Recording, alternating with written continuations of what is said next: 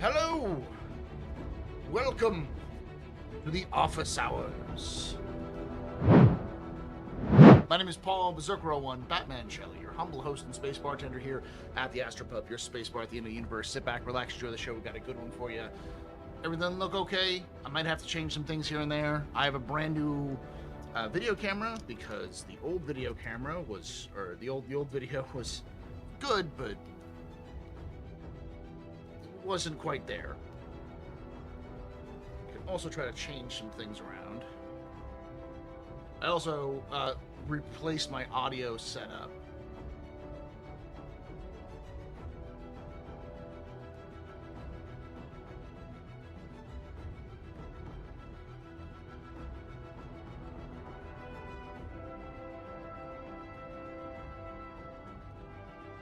Okay.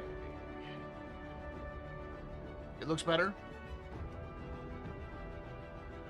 I want to make sure I don't look like orange.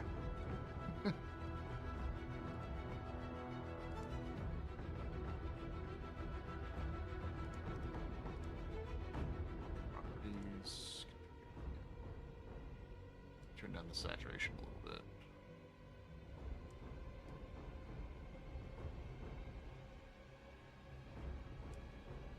Why? Okay. Yes. Ah.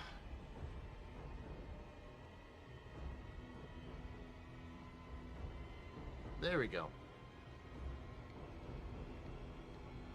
Trying to like set it so it's not super bright. Hello, welcome. I keep trying to look up because that's where my camera used to be, and now it's this. I got an Elgato 4K face cam because all the reviews I saw said it was the best for the sort of gaming stream. Doesn't have a camera on it, a mic on it, or anything. I also swapped out the old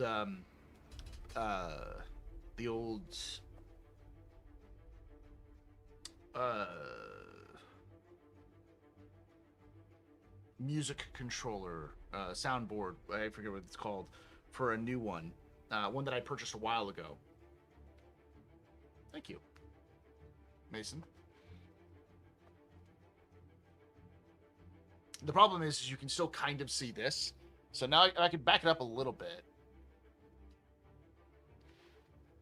I don't know if you can still hear me pretty well. I did some tests earlier on, and I'm gonna reduce my volume a little bit here. Like filters, gain. I'm gonna drop that down to 8. Yeah, voice still good? Not too soft? Because I'll show you what my voice sounds like without any gain boost whatsoever.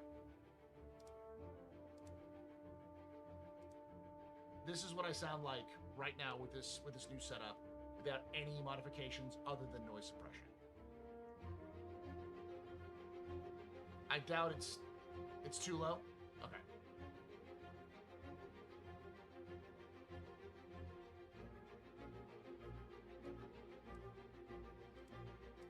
This is with like an 8 decibel boost.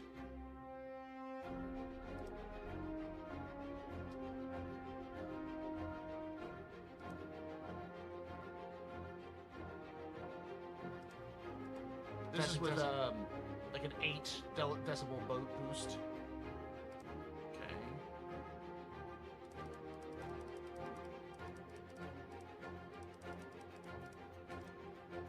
And this is the 10 that I started off with. Like an 8 decibel.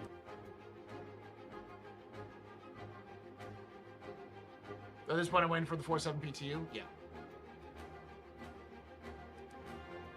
This is the 10 that I started off with. Okay. Let me just listen to myself as well. I can also mic monitor to figure out if I can hear myself pretty well or not. But it's hard to tell because I'm actually listening to the raw audio when I do the mic monitor, so I can't tell.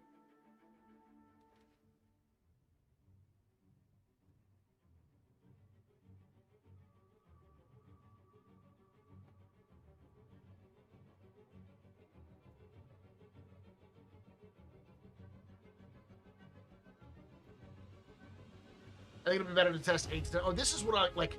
Looking at the monitor, the audio mixer that I see for the OBS, this is typically where I sit for OBS with like in a normal stream. A little low compared to my normal, but like around that. The problem is I know that if you can max the gain, and the gain can sometimes make it sound even worse. Now this is crazy. Normally there's a little hum in the background. Do you hear the hum?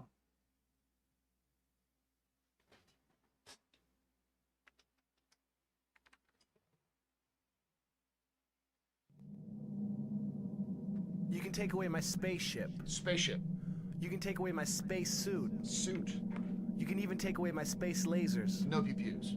But you can never, ever take away my space game.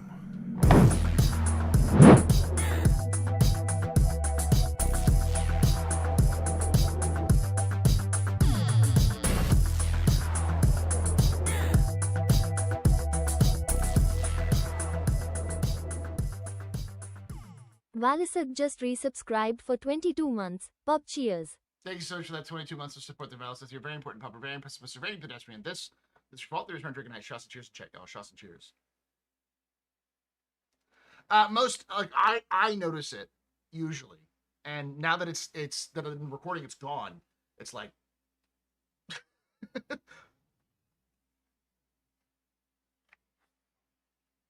Yes, I did. Sort of by accident, because the camera that I'm now recording in natively records 4K video, so I set it to 4K video. So if it looks a little bit better, hopefully that's because it should look as good, if not better, than the video that I was doing before. And if it's too much of a strain on the system, then I can always reduce it a little bit. But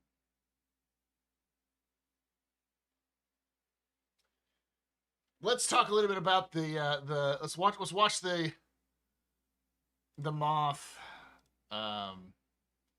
Talk a little bit about it,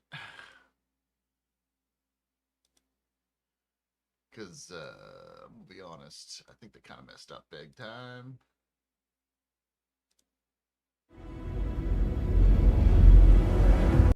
All right, so this is where I get hit with a copyright strike, because they always use copyrighted music now.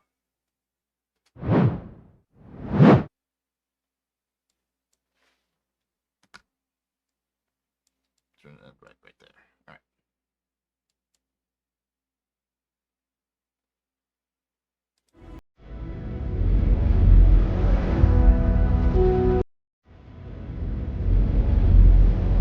Oh, the camera's almost up here.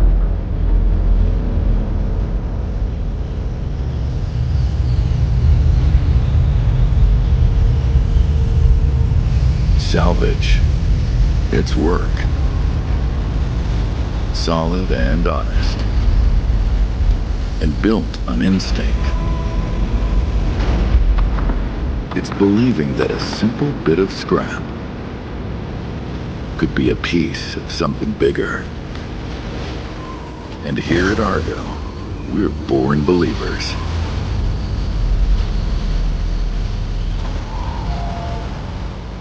In time spent searching, a crew worth standing by, and a ship that always earns its keep. It's just how we're built, I guess. Introducing the multi-operator targeted harvester. Argo, building your future.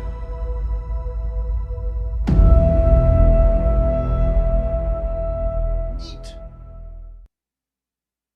Let's watch this.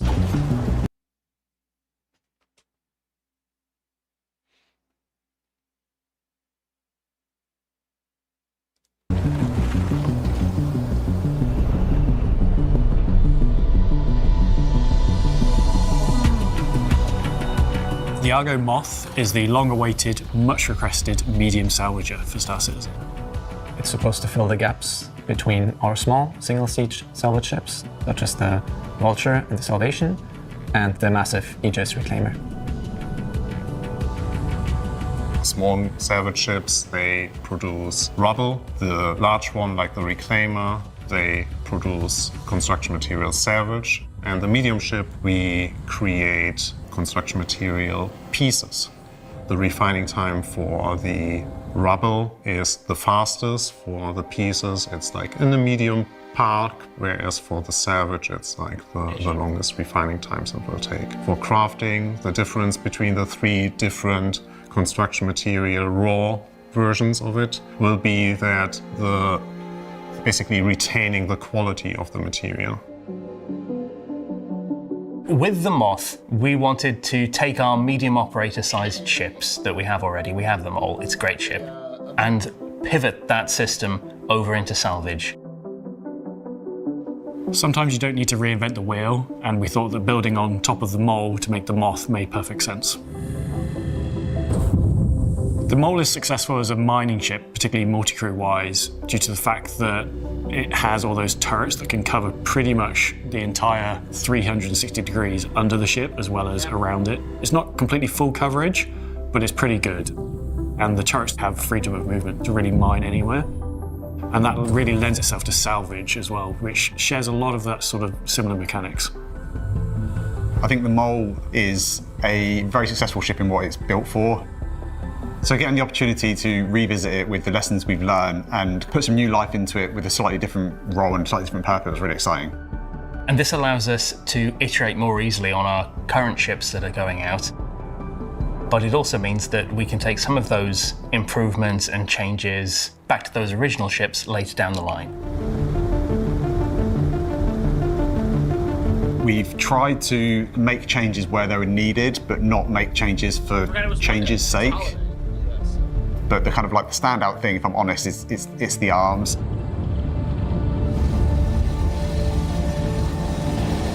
What's your favorite aspect of the Moth? Yeah, my favorite aspect is the new grinders. The giant munching arms that it's got on the front, they look great. They just feel kind of super chunky, super industrial, super dangerous. My favorite aspect of the ship is the grabby hands. They look really cool and give it a nice quirk to the shape. Probably the grabby hands. Everybody says grabby hands, why? It is such a key part of the ship's visuals because they're very big, very industrial, there's lots of weight behind them, but at the same time there's also really intricate little details. I was trying to make them look a bit intimidating, like a bit dangerous, like you really would want your hands to be caught in anything. It was also very fun to work on the animations to kind of figure out how in the different states the arms would kind of retract, the claws would open up, big hydraulic pistons kind of retracting, moving around. And yeah, of course, the crushers spinning. Are you aware that nearly a decade ago we had another system called grabby hands that has nothing to do with this? No, I was not aware. What was that? Discolando remembers. Those of you who are old, who are not old like me. Oh wow, I am invisible. Hold on.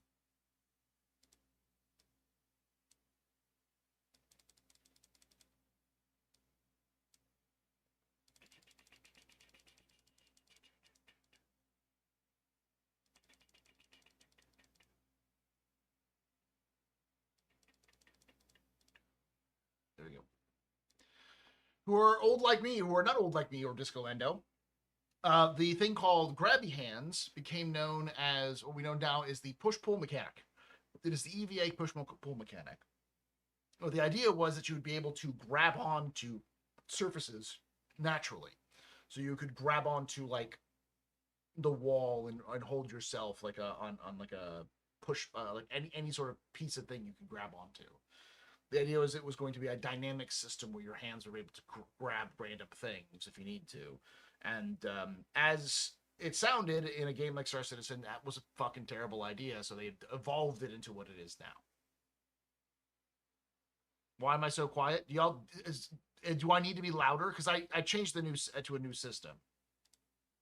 So that's why I'm a little bit more quiet. I can bump it up a little bit more. Filters. There we go. It's still a little quiet.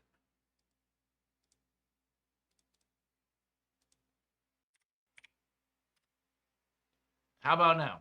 That's probably about right. I'm quiet and the video's loud. It takes a crew of 4, so far fewer than you need for the Reclaimer, but it actually gives you some multiplayer gameplay as opposed to the Vulture. Just so you know, the reality is that I'm going to be fiddling with stuff because I switched out my old audio system to a new audio system, which is less buggy, but I'm quieter as a result. But it also kills out all the background noise so that I don't have to worry about that. Yeah, no, Gonzo, I put a mature content warning on it so that people don't, who are under 18 don't choose it, so.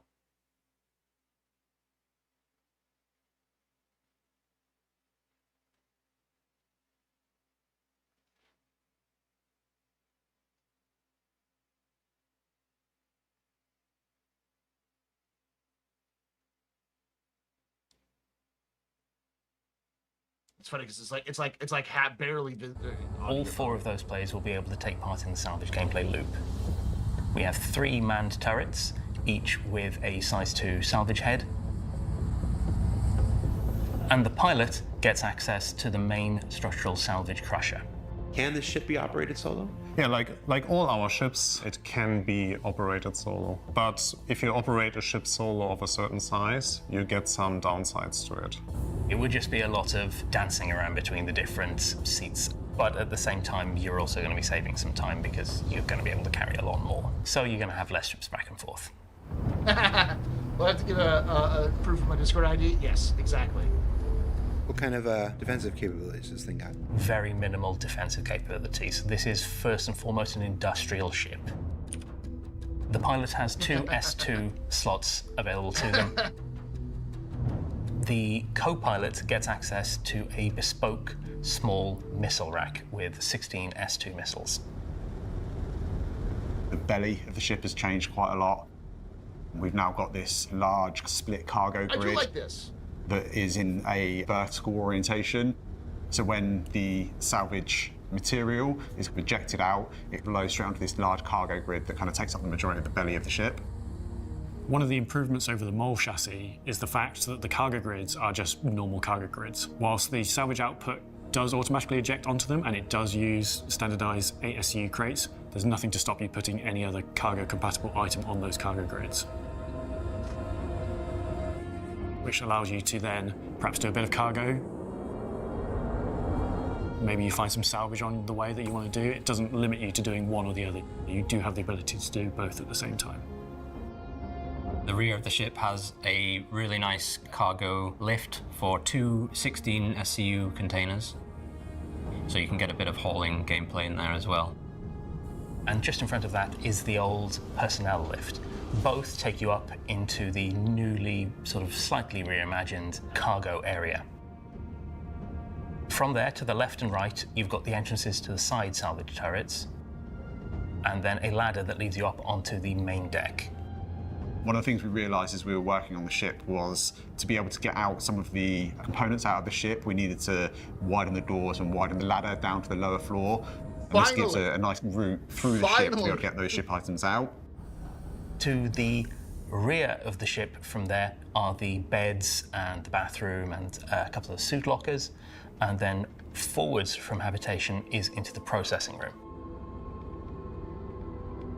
We basically took the pre-existed engineering room from the mall and converted to a processing room. In a process It feels very hot, very industrial, and a little claustrophobic. You have an engineering screen in the middle. Some of the components have been sort of reshuffled around to make space for a big refinery, which is on board. Forwards further still is the bridge, which has the pilot and co-pilot seats. As we're kind of revisiting the cockpit, we've updated it a little bit, so we've brought in a few new interactions, kind of modernised the view a little bit. Things like the dashboard improvements, the interactive panels that we placed People are going to ask, okay, so when are you going to do this for the mole? around the ship, those sort of things will kind of be retrofitted back onto the mole as well. This is a brand new track, by the way. Like the Asgard and the Hermes, the Moth is a new hull based on an existing chassis, and that means it doesn't share paints with the mole. But we are making some really nice new paints for them.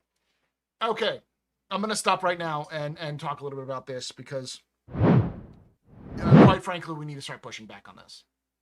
This is a fundamental problem that I'm starting to have with CIG, is that they're at the point where they're trying to squidge in as much, they're packing in as much monetization as possible into things which aren't even fucking tested yet. Like, it's a problem with all video games that you have to pay attention to. Even my beloved Helldivers 2 has been having the same problem. And most games will have that problem if they're not made by a single indie dev sort of thing. Because, you know, revenues get tight, people need to make money. Capitalism's a bitch sometimes. But this is absolutely a sign that CIG is going to start getting less creative. I'm not going to say lazy, because lazy implies that there's no work to be done. There's work to be done, but I'll just say less creative and more comfortable with just reusing old chassis. Because it's one thing to make like the Apollo and the Hermes. They're made at the same time, right? So they were just trying, like, okay, let's make it like a module for the Hermes, for the Apollo. Like, let's make a variant of the Apollo. And that was definitely their first step to say, okay, when we make when we reuse an old, when we reuse a skin or a chassis, we are going to just remove the ability to put paints on both. Because that was one of the things they did last year, which was great. Like, a lot of ships shared skins from other variants. And now they're starting to pull back on it, which tells me that their marketing team is like, okay, we're going to start decoupling this so that we can make more money. Because we don't want people buying a skin for one ship and then being able to use it for multiple different ships. The problem I have with this scheme is that they give away free fucking skins all the goddamn time. Like useless skins.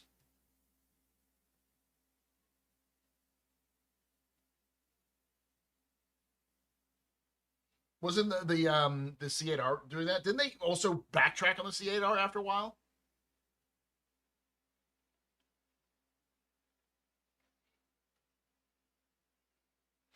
This is shit. All right, it's the answer is this is shit. This is a shit tactic, and there's no defending it.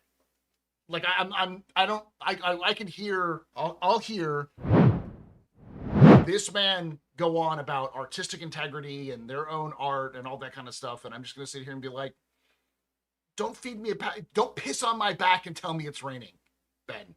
All right, like, come on. This is a decision to hyper monetize the game. It's not that difficult to do two ships with the same chassis with the same paint.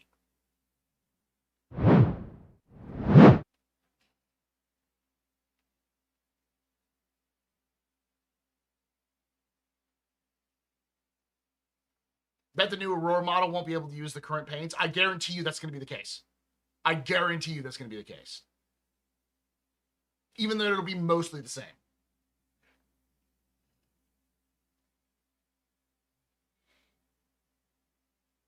They'd make more money. They would. That's the thing. I don't get the fucking idea. It's not artistic integrity. It's monetization. It's a monetization scheme. And it's a monetization scheme I find stupid. Stupid and backwards. But again, this is CIG. I don't expect them to really know what they're doing when it comes to monetization. How I have interpreted CIG's approach to making money is they lucked upon the idea of selling ships, and then they lucked upon the idea of LTI. None of these ideas were meant to be like exclusive FOMO ways of getting things done. They actively were trying to, in fact, downplay the FOMO from these when they did them, and then they just sort of leaned into it because it made them more money.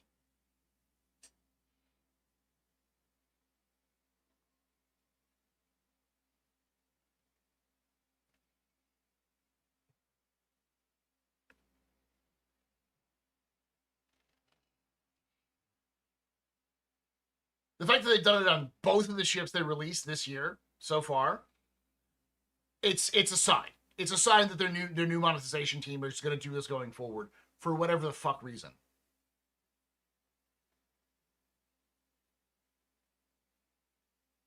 Isn't that why they were releasing the old paints from the gold standard Aurora, paints from distant past? No, they're doing that because they got it to the gold, because they got the gold standard. They wanted to update them because now the Aurora is on the modern systems. But when they released the Aurora Mark II, I would bet that CIG is not going to make those skins cross compatible. Not unless there's enough of an outrage about this stupid fucking monetization. I think the only reason why I haven't seen it talked about a lot, has more to do with the fact that fundamentally nobody really wants the Moth. I don't see a lot of people gushing about the Moth like they would other ships. In fact, the only thing I've heard about the Moth is that it's broken.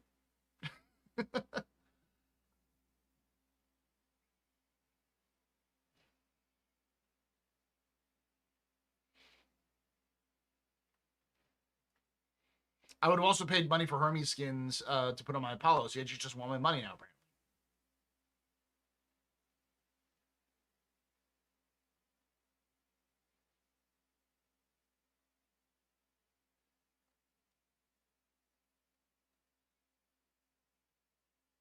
There's also a trend, if you've noticed this. What was the first ship released in 2025? Does anyone remember?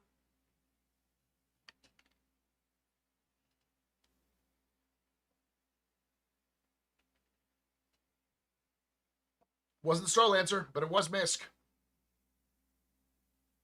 The Fortune. A salvage ship. And what do we get at the beginning of 2026? A salvage ship. Hey, Sapper.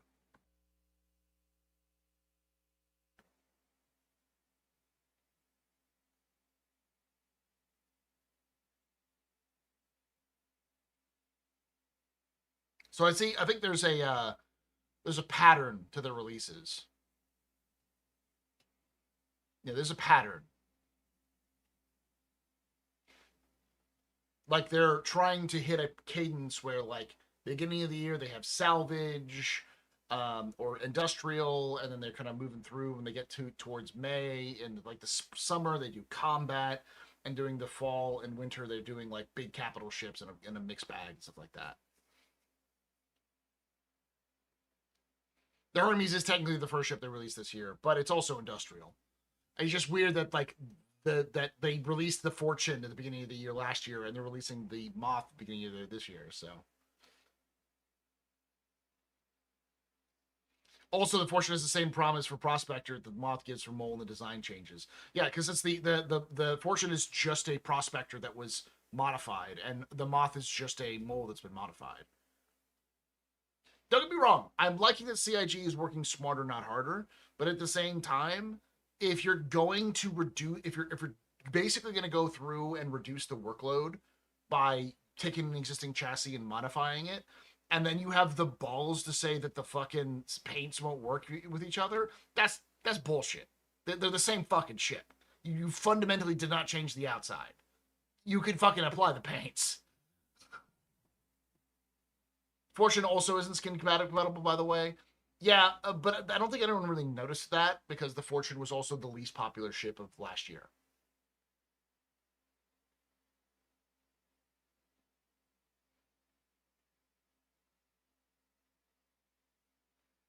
All right. I just wanted to talk about that because it's, we'll talk about when it's broken, but this This seems like a really weird pattern that's starting to emerge that I don't like. It's the fucking the marketing team is trying to set up test balloons. And it may not just be the marketing team, it also may be the design teams. So Moth.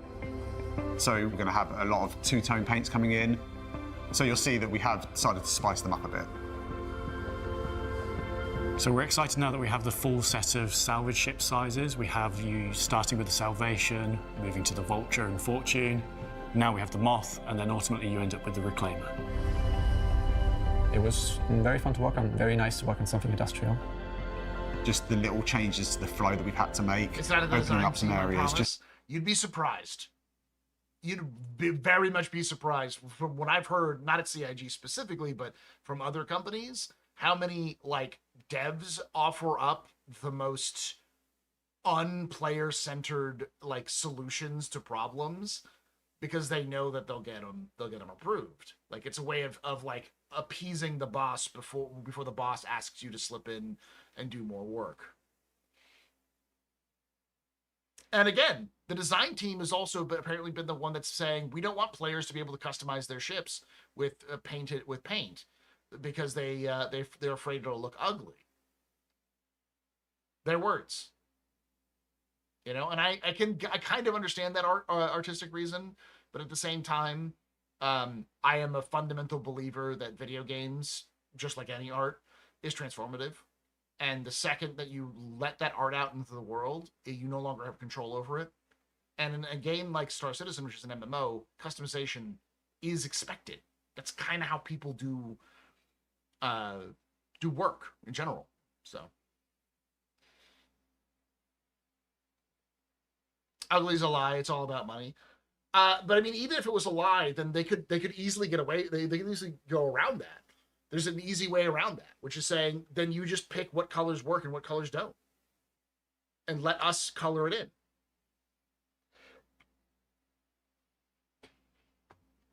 Just to allow a little bit of a smooth. People will fucking modify them eventually. Like one of the things CIG doesn't understand is that once Squadron 42 comes out, it's Jover for Star Citizen content. Not content, but like people will start modding the fuck out of Star Citizen. Because once you have access to Squadron, people will start cracking that shit open and learning how it works. And then they'll start making visual mods, so you can just change whatever ship you want to, the exterior of whatever ship you want to whatever colors you want. Yeah, Squadron 42 is going to probably crack open private servers for Star Citizen. It's probably going to be jank as fuck, but it almost certainly will start that process. Yeah, like 5M. Because it's the same process worked with 5M and Red M. The kind of gameplay experience has been really nice. This is for the this is a warning to Star Citizen devs, and management if you're watching. That's what's going to happen. You can't stop it. You can try, but these players are both technically savvy and determined. They will fucking ruin this. So it's a question of like, do you want to continue this hardline stance, which you're gonna eventually get fucking punched in the dick for anyways, or actually make a player-friendly system designed around crafting to allow players to make their own skins that they want with their own colors? Person who enjoys salvage games. Watch them put anti-cheat, still won't matter. But wants something bigger.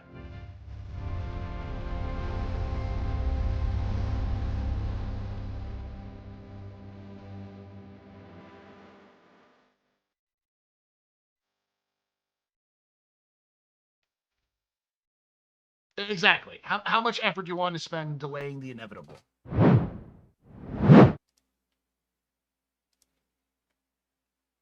CIG, I don't think, has that much of a long-term vision. Like, they kind of do, but it's sort of very limited in scope in terms of what they actually see. They don't see the community. It sounds really like arrogant of me to say they don't see the community like I see them, but I don't think they just care. They don't care to look at the gaming community as a whole, or the individual community of Star Citizen as a whole. Because, when you work for a game company, unless your job is to talk to the community, you probably don't really get a chance to, or even want to really engage with the community excessively, because you're tired, Like I love teaching, and my kids are great, but it's difficult for me to also justify going out and like going to like all of the sports games and all of the performances that are going on in my school. Even though I want to support them, and I do support them every so often, but it's just like I can't do it because I need time to decompress and be away from those things. And that's completely reasonable. But it's someone who follows the game excessively and is sort of immersed in the wider world of gaming as well. I can see the patterns and trends, and I see what's going to happen, and I don't think CIG is ready for it. And when it happens, all I'm going to say is, I told you so.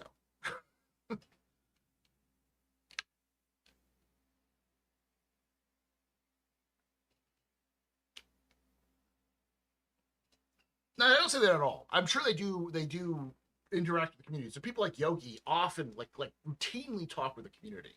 There are people in Sylvan talks with the community all the time.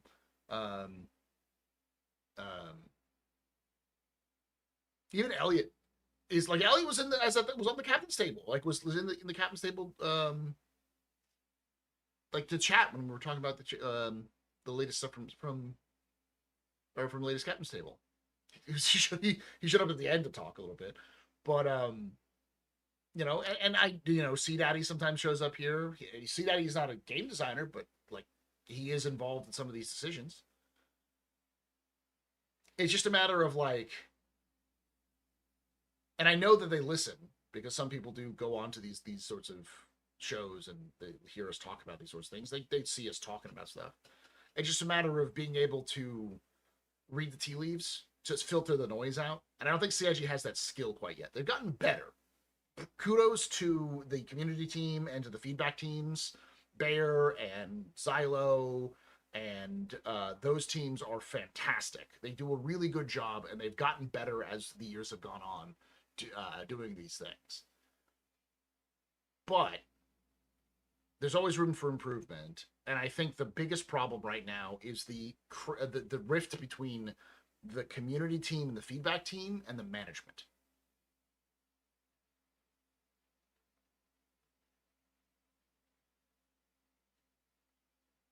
Yeah, C Daddy shows in Logan Side. He shows up here too. Hey, iChomp. That and those devs caught more hate than most also. Yeah, well, it's because Spectrum is a horrible place where you shouldn't go. Or some fuck ass like DRM. I don't think Squad 42 is going to have DRM. I don't see that because this is going to sound awful, and I don't mean it to sound awful because I'll just say it. CIG is too pressed for time and too fucking lazy to put DRM into the game. The only reason why they would put DRM in the game is for monetary purposes, and they're on that like, we gotta fucking go.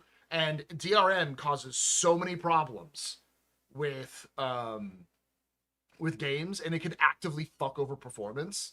Like what was it? Monster Hunter has something like that where like if you don't have the DLC, it actually makes your game run fucking worse because there was a bug where the game would constantly check if you have the DLC, and that game check in the background was eating up processing power.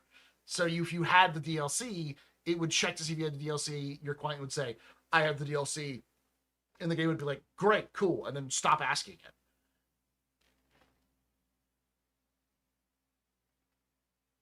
What is DRM? So DRM is digital rights management. It's basically a form of code that's written into the game that prevents it from being copied, from being pirated. It sometimes can be like always online, can force you to have to check an online status. It's effectively anti-piracy or safety software for video games so that people don't fuck with it, don't mod it, don't copy it, that kind of thing. And they're very unpopular because they also add a bunch of bloat to games, and they are also spyware. Like by necessity, they're spyware. They're like spying on your computer.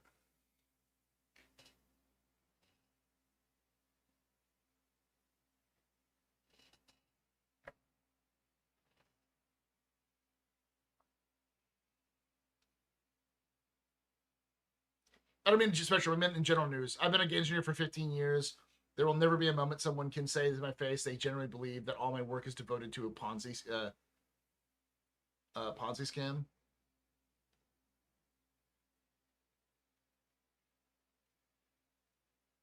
I don't mean special. I mean general. In general news. Okay, you're talking about those devs caught more hate than most. Also, I've been an engineer for 15 years. There will never be a moment someone can say to my face they generally believe all my work is devoted to a Ponzi scam. Oh, that you wouldn't get mad at or just say fuck you. Bastion, are you in or I guess it's Bastion? I guess it's Bastion. Are you in games development or just regular software development? Because this isn't to be shitting on regular software developers, but it takes a certain breed of insane to be a games developer.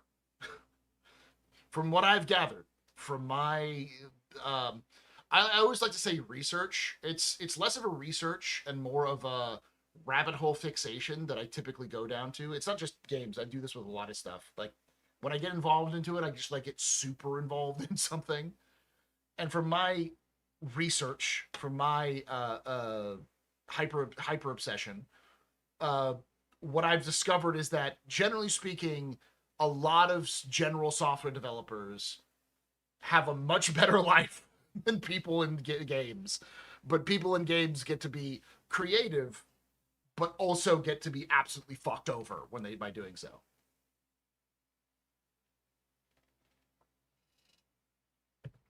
But yeah, I get the idea. And so it's like, it takes a certain kind of crazy person to want to do game development in the first place. So I can imagine, it sucks, but I can imagine there's also a little bit of yeah, I understand why people are yelling at us. They impact performance. They sometimes will require root access to your computer to function and thus impair every process you attempt to run. Yeah, basically they're malware. DRM is malware.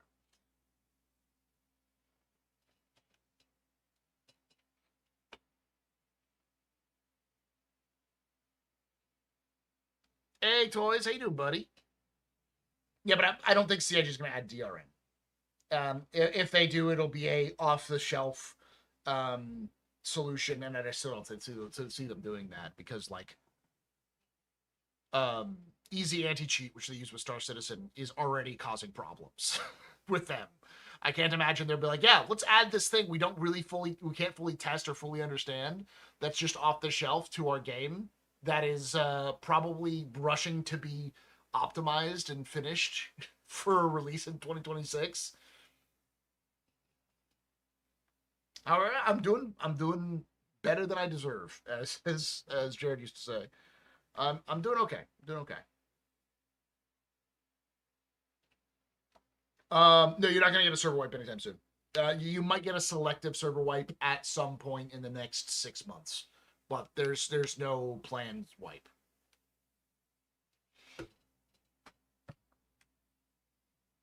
Now, if you're saying reset, like resetting your homes hangar and that kind of stuff, that's gonna happen in March.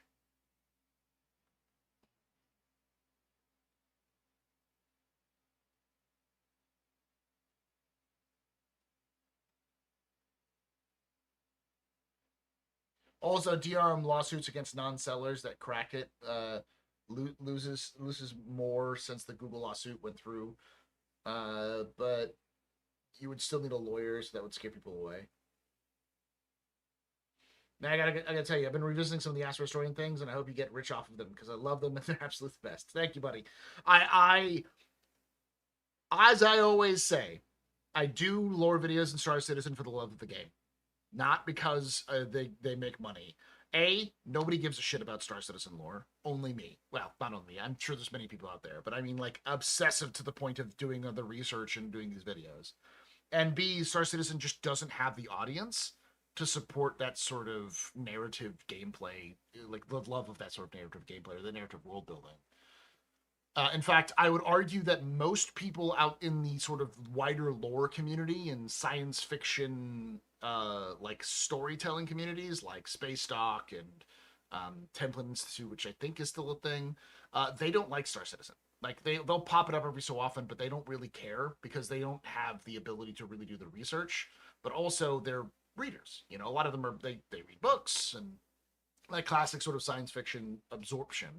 And there's just really nothing like that for Star Citizen. There's no novels you can read to really build yourself with the characters or to really understand the universe. It's just a video game that's broken half the time, and that requires a huge amount of effort and time to fix it. So yeah. Also, YouTube algorithm just fucking you for having hour-long videos? Actually, no. I find that the YouTube algorithm helps me more because I have longer videos. Longer videos are not the kiss of death that a lot of people seem to think. People tend to like get a lot of views with hour-long videos. I've not really seen the trend. There used to be the trend where like the shorter the video, the better, because it was more about how quickly people can get through your videos. Like you watch a video and you go to your next video, then those both counts as views. And because those both views are within like an hour or so, YouTube will start promoting it more. It's less about that sort of thing and more about screen time.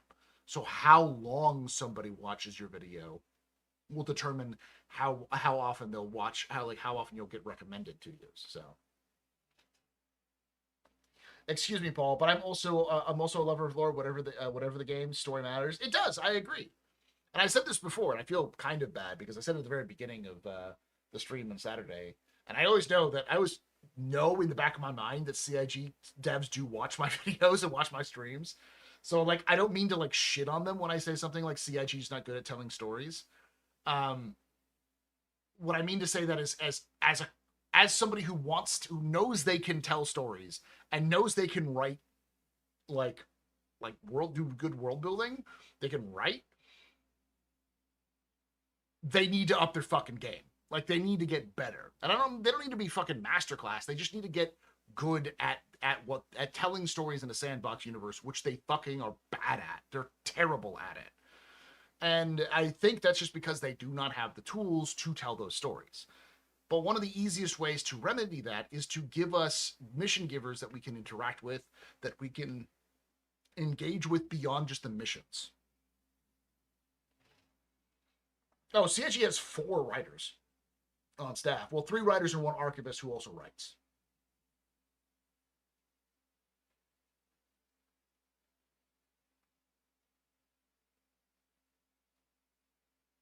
Who's 10 toes down? I've heard the term 10 toes down, but I don't know what that means.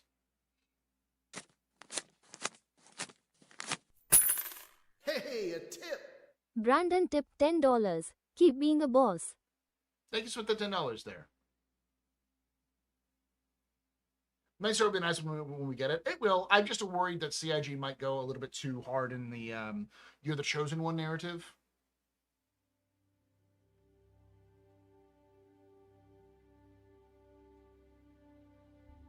Oh, thank you, Toys.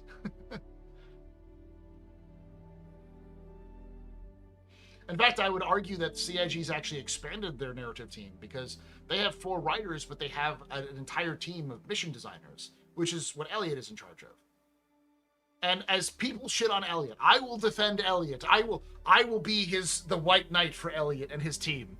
They are very good at what they do. They're talented. They clearly give a shit. They want to tell stories in video games, and that passion comes through. It's just the fucking systems suck. They're fighting a system that doesn't want them to make it, and they don't have the tools to make the systems they want to make. Because 100% Siege of Orison rips so much. It is so fucking good. And I can't wait for it to come back in a more polished, instanced version, because it will really fucking, I fully expect it to be, and I've been playing a lot of Helldivers, so it's this, I'm using a lot of Helldiver references. This is a level 10 Helldive. It is a, this sucks, I wish it would suck more kind of thing. I expect to go in a team of 6, round the corner, right into a team of 12 dudes, all with different loadouts, firing fucking rockets and shotguns and shotgunning us and just getting us absolutely fucked up and having to redeploy, all while getting hit by patrols. I fully expect that kind of shit, because that shit was present in the last Siege of Orison. the fucking systems were broken, so they didn't work all the time.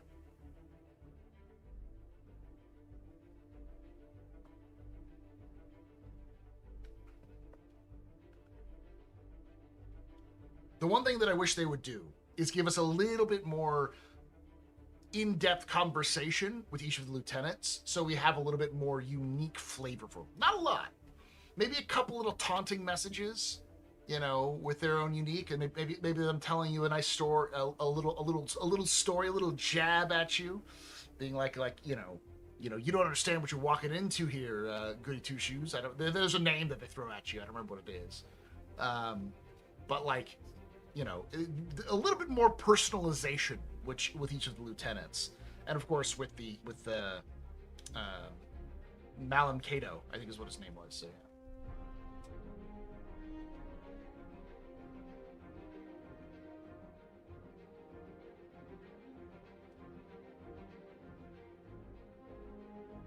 I think if they move the AI to be client-side and do it based off of launch time client CPU computation test, the game would burst wide open and run 50 times better than the 4 FPS servers. Servers have gotten a lot better. I think the problem is more that the AI and the back-end services aren't quite done yet.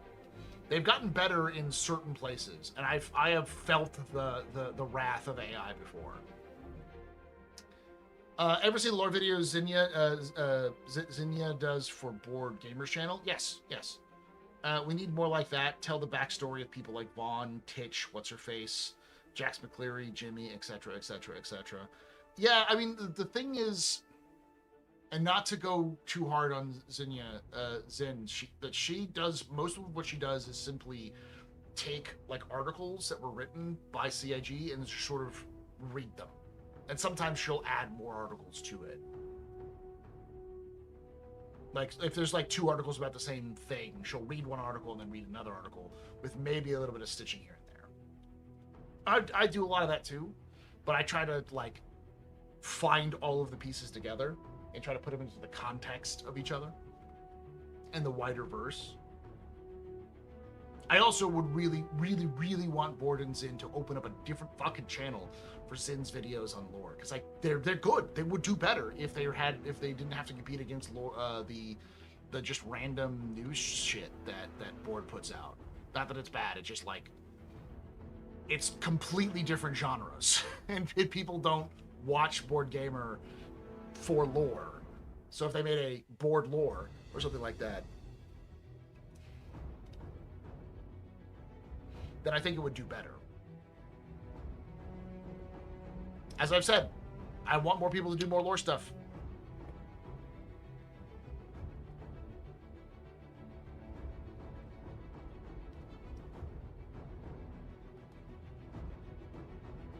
Yeah, I don't think you'd want to put NPCs on client side, because that would allow for a lot of exploits and hacks and stuff like that.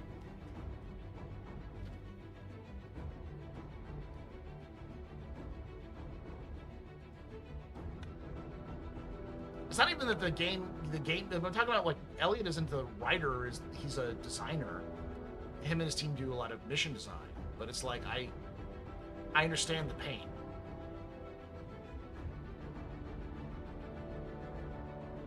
I hear you, but you see, there's a hunger for that sort of episodic story, either connected to events or characters that fill out and add flavor to the verse. I have been saying for years now that one of the things that CIG lacks is connection. They need to make people feel like they're connected to the verse in a way that is meaningful to the average gamer. And the average gamer connects through characters. Like, if you name an iconic game, there is an iconic character that comes with that game. I may not know it because I don't know all of the games in the universe, but I can guarantee you, if there's a game you really like, there's a character you know in it. And they stuck with you, and with that community at large. That happens all the time. Yeah, Marvin, BT, I always forget his name in Infinite Warfare. Was it Elliot? No, that's not Elliot.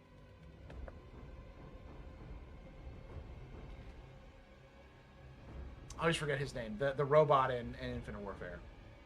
John, so we need a John Star Citizen. Kinda, yeah. Like, yeah, the Master Chief. Is it Eli? Was his name? Let me look it up.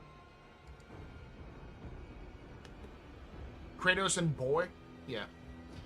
But I mean, there's always some character you connect with in those sorts of games. Even in multiplayer games, there's usually some connection to the universe as a whole. Like, most people do not stick around with games that are just shoot, shoot, kill, kill forever. Eli Vance, yeah.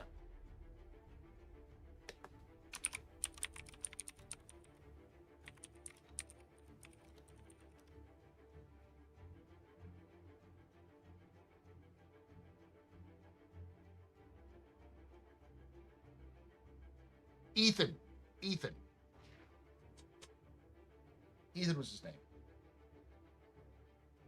What's his face? There's like so many what's his faces. Are we talking about Marcus Phoenix? Are we talking about Coltrane? Are we talking about Dom?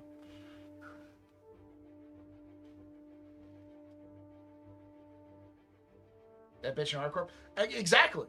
Tisha Pacheco could be a great person to add there. The thing is that you need to do more than just give missions. They need to have character. They need to have character flaws. They need to have character strengths. You need to see the person beyond just the that's talking head that's giving you a mission.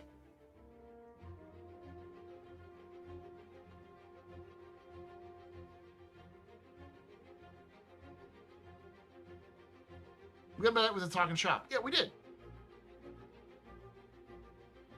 Fucking Ethan. Yeah. So not Cal Mason or whoever that is. Cal Mason's a great example, but Cal Mason's a single-player game. Yeah, Cal Mason's in Squadron 42. The old man, Lieutenant Colonel,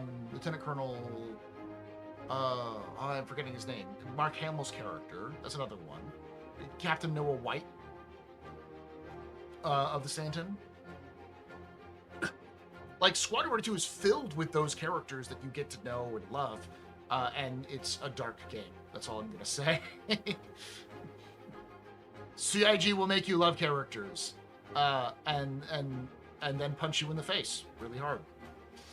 Colton, yeah. They did that in the first fucking mission.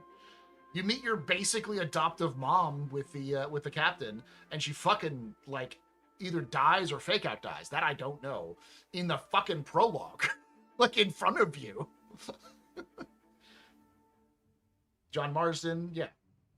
Jax McCleary is a great example of them doing it well because they actually made a good character, but he's a advertisement character. He's not a character in the game.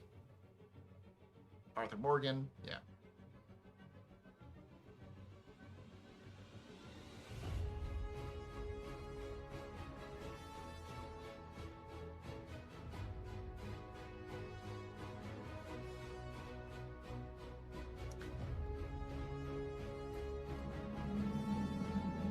Take away my spaceship. Honestly, the world of RimWorld is like its own character. Yeah, true. You can even take away my space lasers. No BPUs. But you can never, ever take away my space game.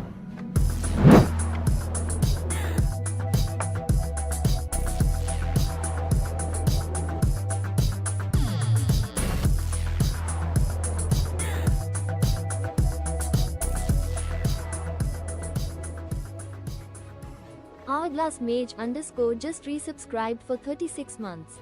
Thanks so much for 36 months of support there, Hourglass. You're very important, very impressive, very pedestrian. This is your fault. Your turn drinking night. Shots and cheers. Chat, y'all. Shots and cheers. We're going down the road of relatable NPCs. I keep thinking of WoW. All of the main faction leaders of WoW are really well loved because Blizzard knows how to tell stories and build characters. Destiny had Cade 6. It had so many different iconic characters, and you barely saw them beyond just like the cutscenes and every so often.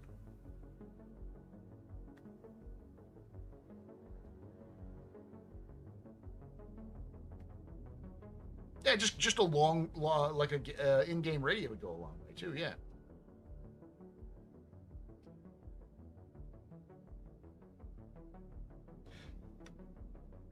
Well, WoW was also building off of Warcraft, specifically Warcraft 3.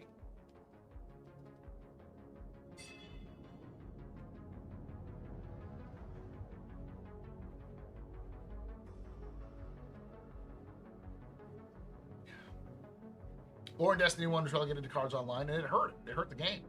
Destiny 2 did a lot more, and it helped a lot more.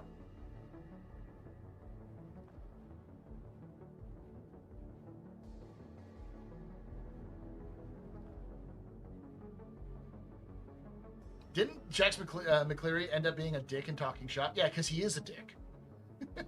Jax McCleary is an asshole.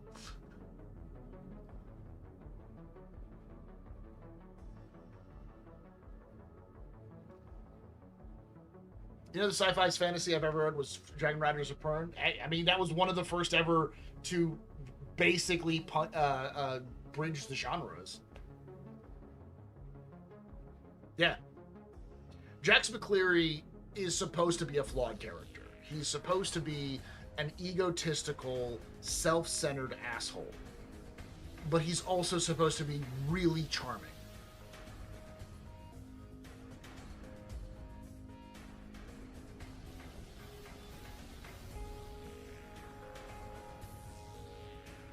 Yes, he's based off of Jeremy Clarkson. No, Jax's saving grace is Jimmy. I'm sorry, Jim.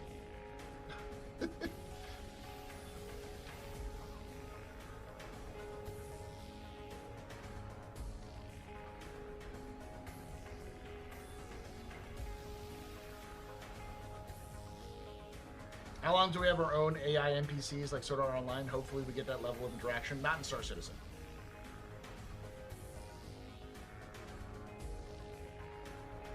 Yeah, Bob's the pirate lady they wrote in Pyro. She's good. She's awesome. Oh,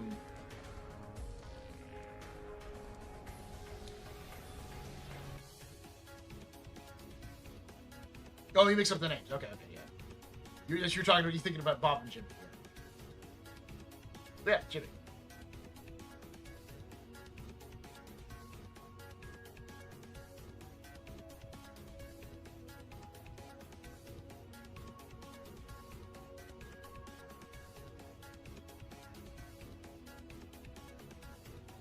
We had random Germany impersonators like we have Elvis impersonators today. And Jimmy. Well, I always love the meme that the Star Citizen community came up with, which was Jimmy this is Jimmy with the helmet and the suit and like the gloves versus Jim, and that's when he saved Jax in Ruin Station when he's got the full fucking armor on, he's got the shotgun. It's like no, that's Jim. There's a difference between Jimmy and Jim.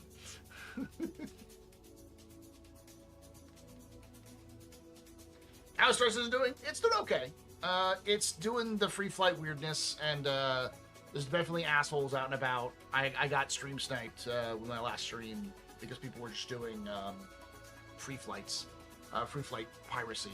They were just like bombing or they're stream sniping and then crashing into vehicles and ships with their free flight ships, and they all had like accounts that were called like hashtag 4 hashtag.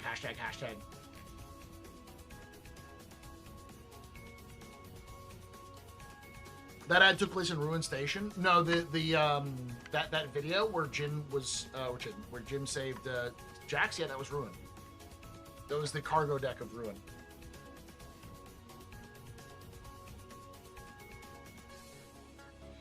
Server crashes and recoveries, or just crash, or like straight up crash the desktop.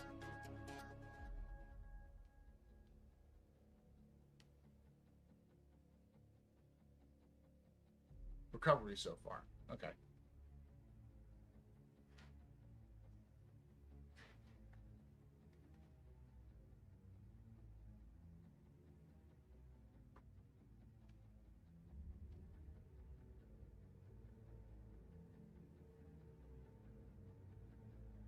Favorite niche Star Citizen company. Define niche.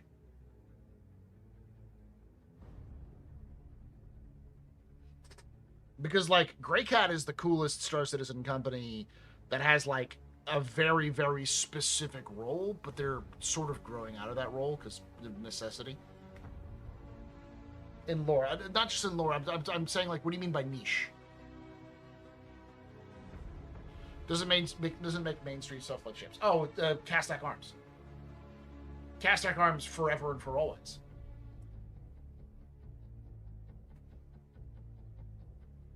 They've got a wild backstory. They're completely corrupt, and they're amazing. I don't know why they made hand mining so difficult to do. What do you mean by hand mining difficult? I think a lot of it is just buggy issues. One of the things that they removed was the aim down sights mechanic for the Pyro multi-tool, because they needed to allow for that secondary action to be like a tractor beam, effectively. So the normal like aim down sights mechanic was replaced with tractor beam. Is that the people who gave a bunch of custodians to that police force? Yes, and armor.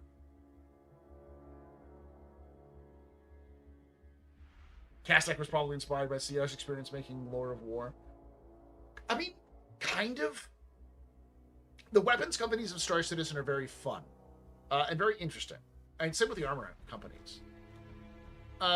Bearing is the only company I don't have a lot of information on that I can't find, other than that they're old. They're old and well established. And they feel like their sort of inspiration is Colt or Browning. They've just been around forever. They're kind of like if Browning met General Electric, because they also just make shit. Like they make microwaves and washing machines, alarm clocks. Like Bearing just makes stuff. And then they also have their applies division, which just makes guns and armor.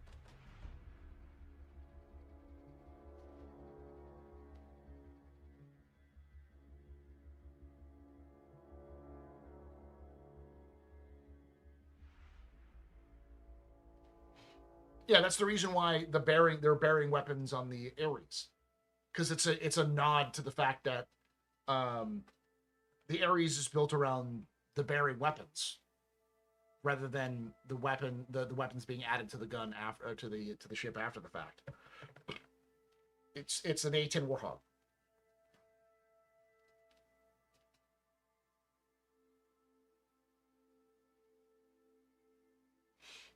GE makes all kind of military stuff. Yeah, but it's if GE invented the M16 is kind of what Bearing is. And also made all of the guns on like every battleship or every ship of the line.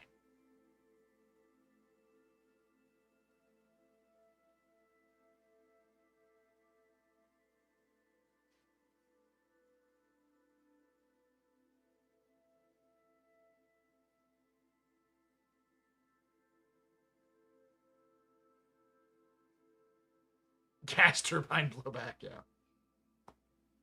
Which is funny because the Bearing line of weapons, the P4s and P8s, are based off of the H&K weapon. But H&K is actually the inspiration behind Klaus and Werner, or K&W.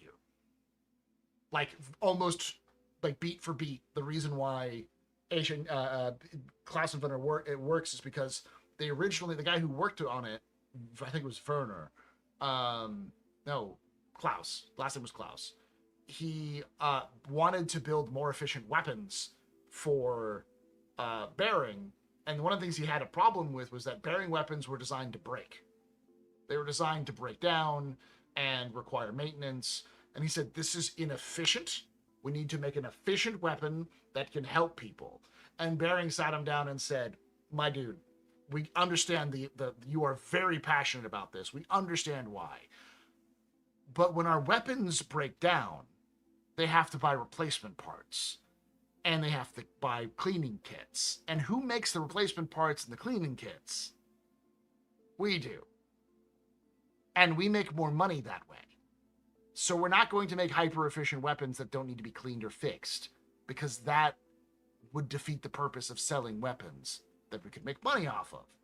And he was so offended by this that he founded his own company to make those said weapons.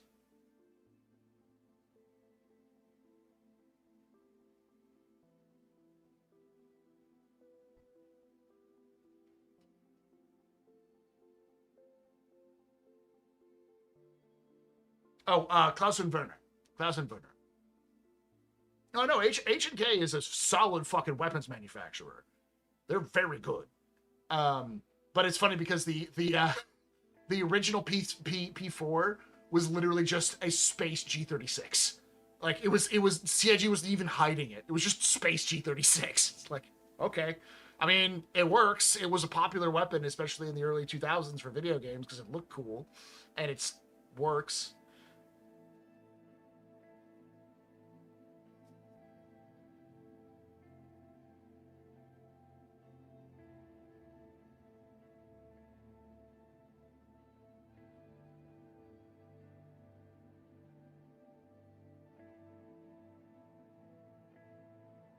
Bro, I love HK. They hate civilian customers. You can build your HK G3s so cheap right now.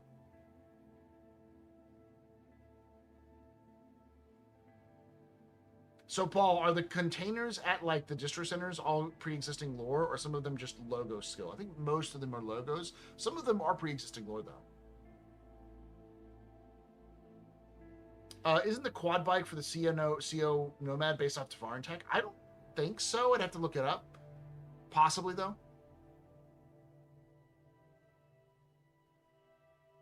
But, like, to give you a concept, the P8 series of weapons is literally the XM8, I want to say. Look it up. It was the weapon that was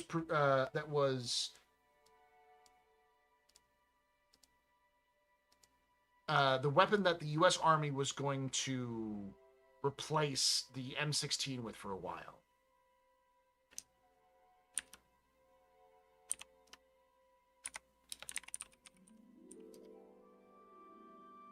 Yeah. And guess who made the XM8? H&K.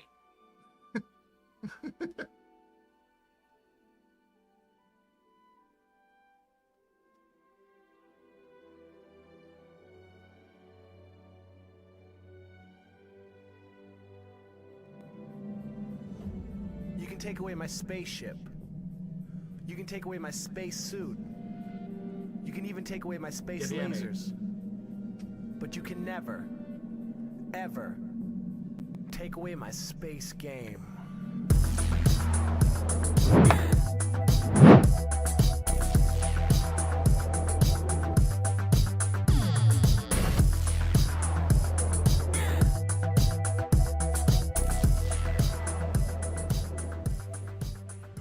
Sandy Sanderson just resubscribed for 38 months. Thanks so much for that 38 months of support. You're a very important public, very impressive, but very pedestrian. This is your fault. There's been drinking night. Shots and cheers and chat, y'all. Shots and cheers.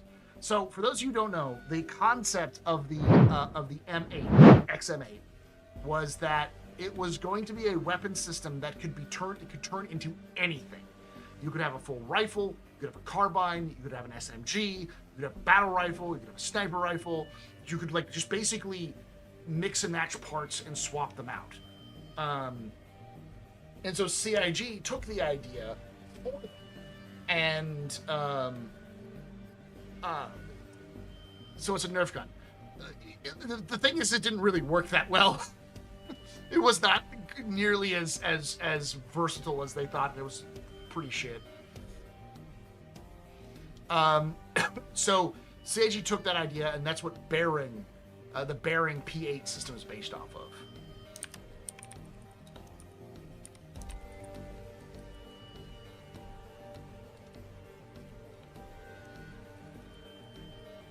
Yeah, I think it had the the 20 mics.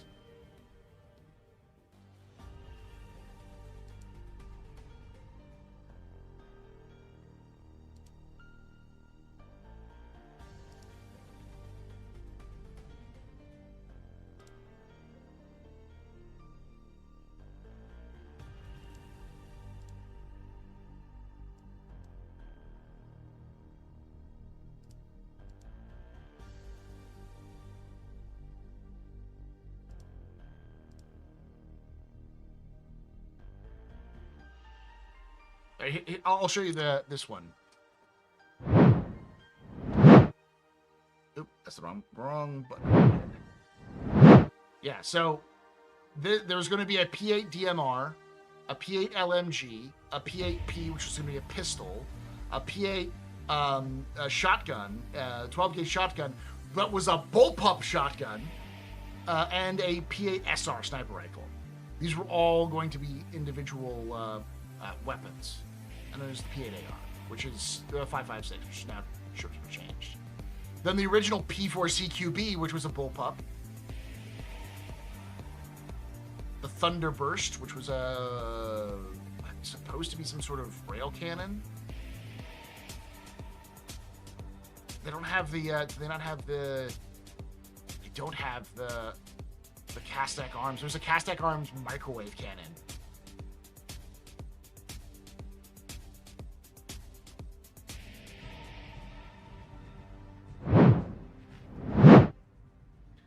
What's the relationship between Gatak and Aopoa?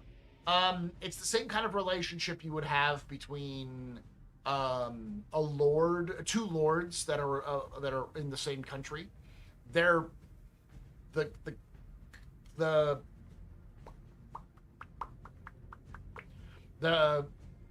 way that businesses are structured in the Xian Empire is that every family is responsible for one specific good or service.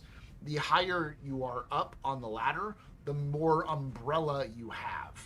So, like the house that makes clothing is a much higher house than the house that makes, that actually grows or collects the fabric or the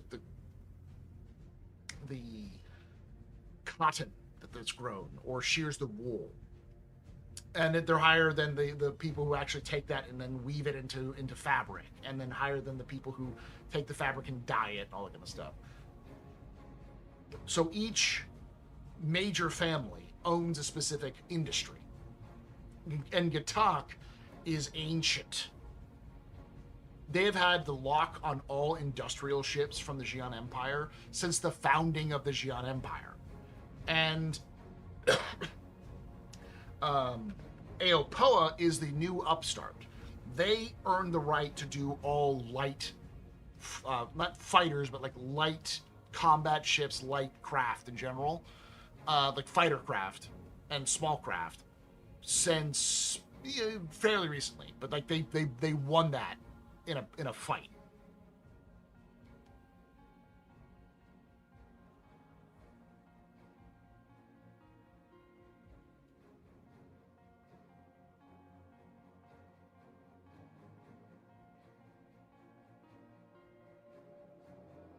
So effectively, Gatak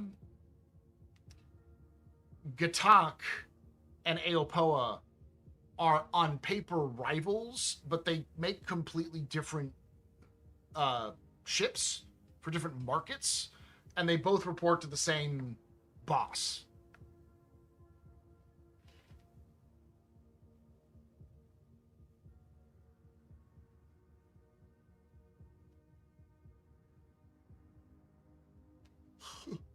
For now, until the next retcon. You're not wrong. They could change things around, but I don't think we'll see it. I don't think we'll see it change until, at least until they start fleshing out the Xian more concretely.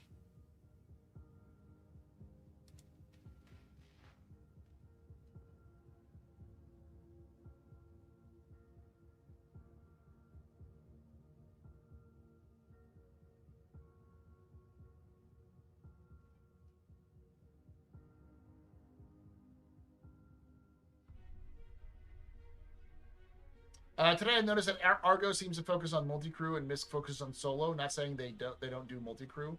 The MPUV has a question for that. But no, so the main thing to understand the difference between Argo and MISK is that Argo tends to focus more on logistic support. So Argo is more likely to make a vehicle whose job is to assist other vehicles in working, The Mole and the Moth are sort of a bit of an outlier for that, but almost all of their ships are industrial support, like logistic support. Whereas MISK tends to make straight up industrial ships. So like the whole series is just a cargo freighter. The Freelancer is just a box truck. The Reliance are just, you know, the mini trucks, the K trucks. The Prospector is just is you know, a mining support. Do you think we see our first NPC this year? We already do, Guitar. His name is Wicklow, and nobody likes him.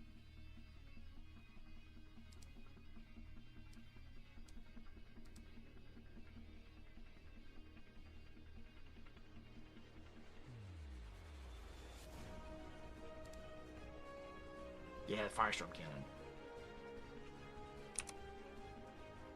Cannon.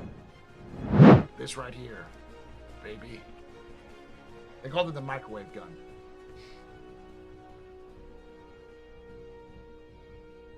It's a melt-a-cannon.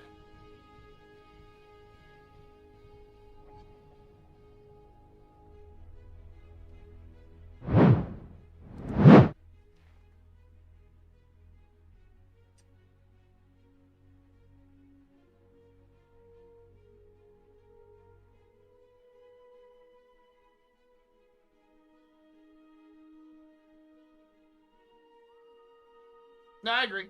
There's the easiest thing they could do once they have instancing is allow you to go visit Wicklow and see him in person. Them, whatever. Him, I guess technically, but this like outline on me that I can't get rid of. It's bothering me.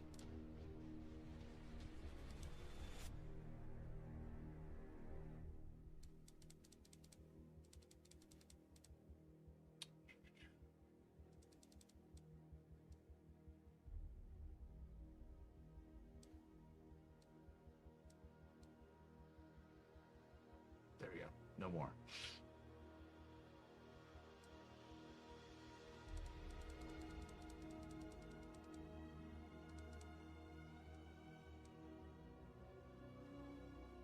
I see through.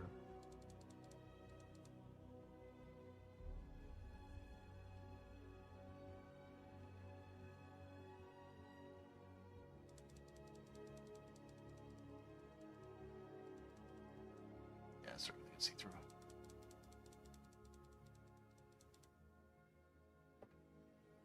Still see through.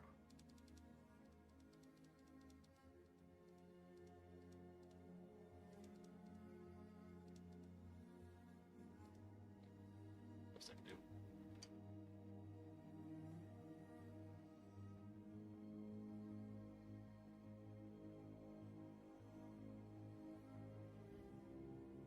But MISK does their industrial ships with a lot of comfort built in. Argo takes a leaf out of Drake and Handbook.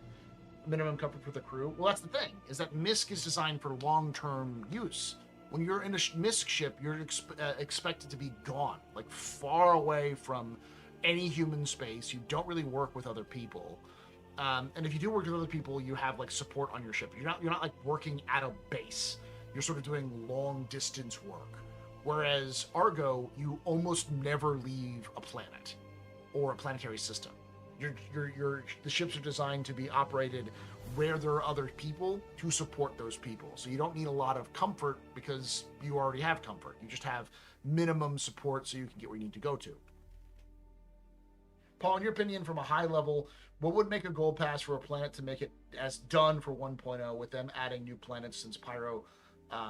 With adding new planets since Pyro, I have been thinking about that more. So the thing they need to get done is that new, what the fuck it's called? Star City, Star Build, whatever it's called. The new system that they're building out for ground-based planets.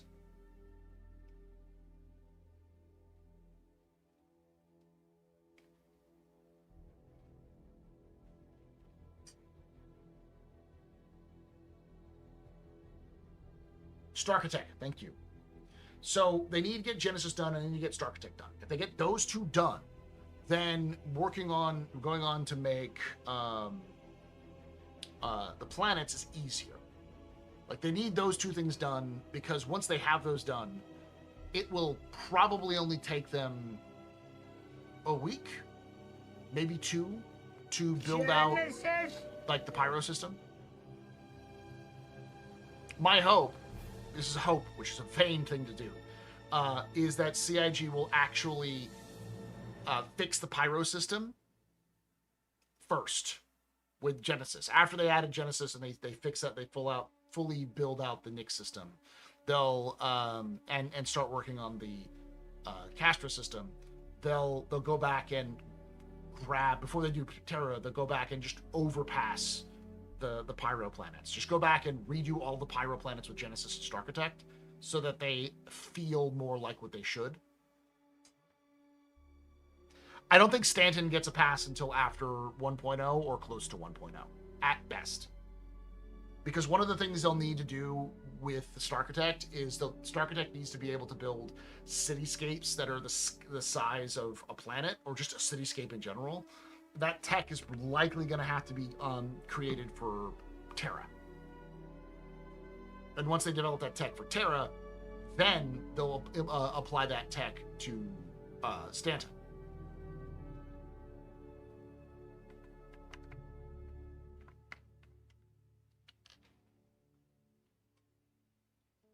Flare back, asteroid belt back, just give us the real Pyro.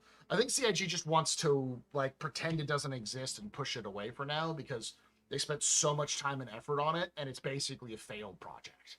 Pyro is a system that exists in name only.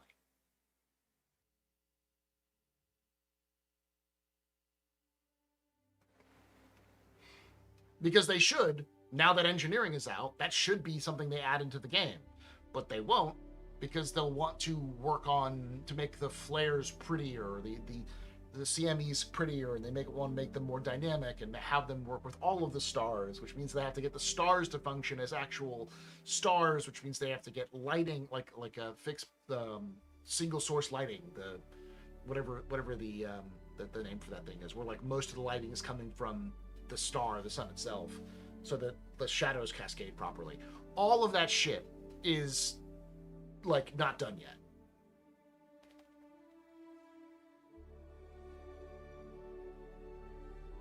The reason why Stanton, I think, is going to take longer is because nobody gives a shit about Pyro's landing zones. The only people who care about Pyro's landing zones are the developers who made them, and I'm going to be very brutally honest, they're not really well designed. They feel like they were designed for Star Citizen in 2017 and 2018, not Star Citizen as it exists and as it will exist with 1.0.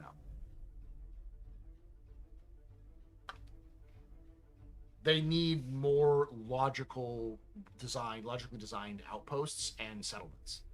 And that's what Starkitect is supposed to do. But that's obviously taking some time.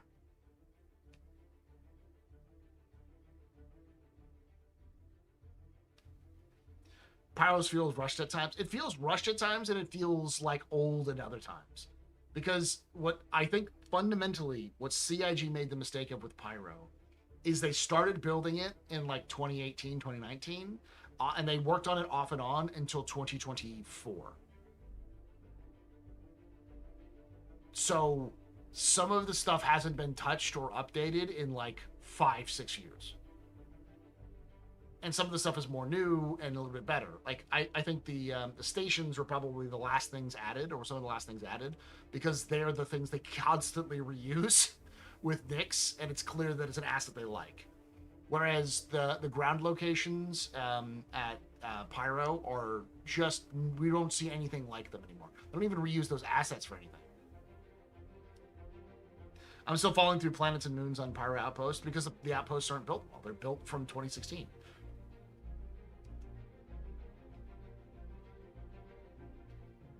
It doesn't feel rushed. It feels like minimal effort. That's what I mean, though.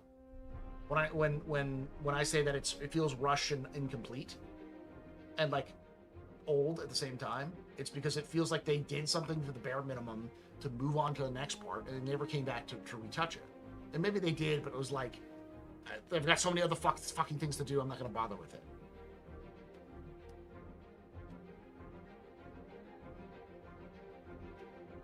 It's worse than that, Iris. It's less of a I rushed to get this done at the last minute. It's more of a student who started writing an essay when they were supposed to write the essay, and then they didn't finish it, or they got the bare bones outline, and then the night before it was due, they sat down and wrote the whole thing. So it's disjointed. You see some of the ideas there, but a lot of it is just what? Because it was rushed to put together, and there are parts that could have easily been fleshed out more. It feels like CIG desperately tried to figure out how they could make a system in one go, and they failed. Which is why they're doing Nix the way they are doing it now. Because they don't want to do a system in one go. They want to relearn how to make systems with their new tech.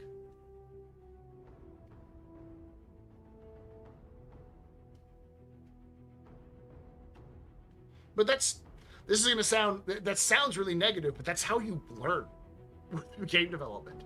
It's just CIG has the both the ability and the luxury to be able to fuck up on epic scales and not lose their jobs.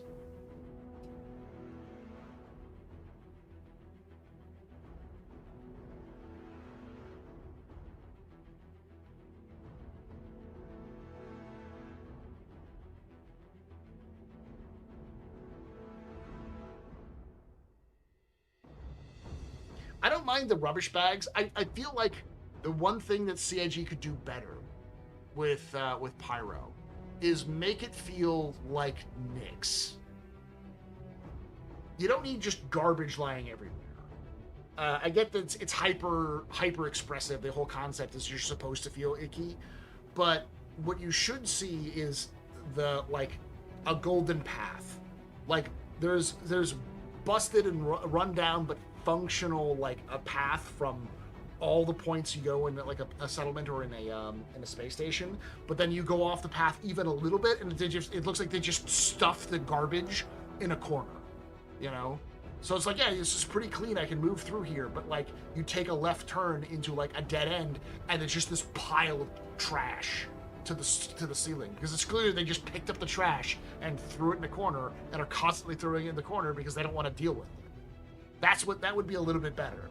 It's sort of more of a we don't really care about this station, but we also care enough to make you feel like it should be functional, because people don't live in squalor like that.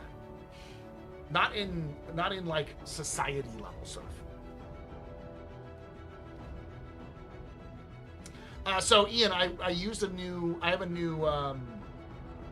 new audio system, and as a result, my voice is a little bit lower. Now, here's the question.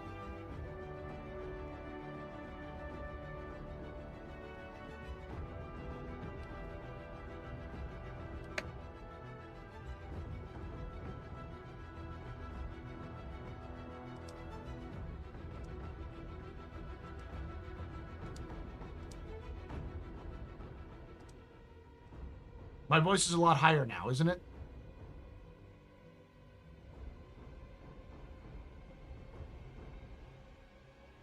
But you probably hear a lot more background noise.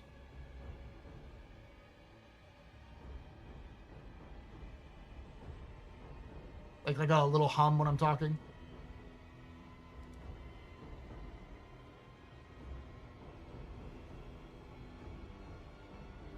I don't think people would clean their stuff necessarily. So what it is that this is my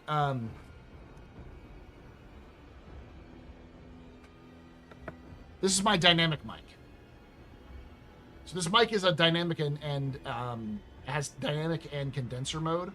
And so this is the dynamic version, which picks up more from around the room, but it also means it's more sensitive, so it picks up louder.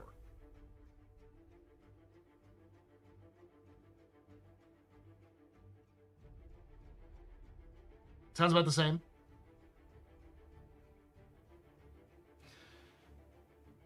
Let me explain by, okay. This is a sound warning. I turned off the gain for this. This is the game. Please, please, please turn down your volume. I'm going to blow your fucking ears out if you don't. Just so you could get, I'm just doing this so you can get an idea of the difference in terms of gain. Okay? This is with the gain added. And I'm talking very quietly, because if I talked normally, it would peak really, really high, and you'd probably blow your ears out even more. But this is without the gain.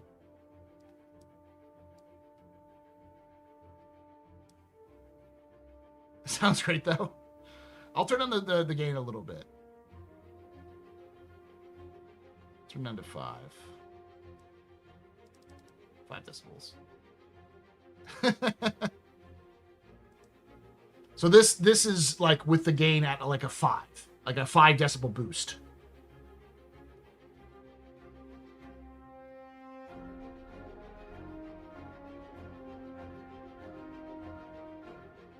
Aww. Thank you, toys. I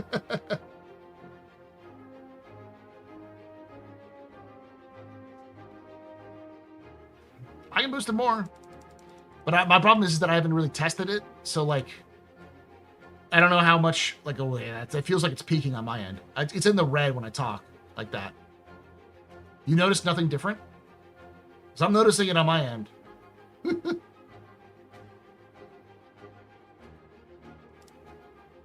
Let me check my stuff. I'm going to talk a little bit so I can get a little bit of a audio going, and then I can hear myself.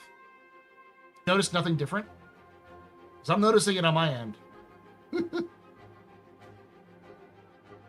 Oh, it sounds more tinny. That's what it is. It sounds more like you're being picked up by the room, rather than being picked up by, like, directly.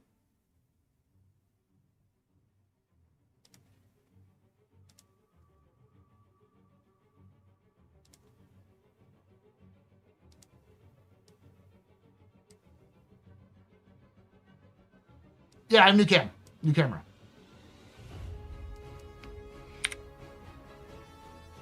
This is 8 decibels. Yeah, sharper peaks.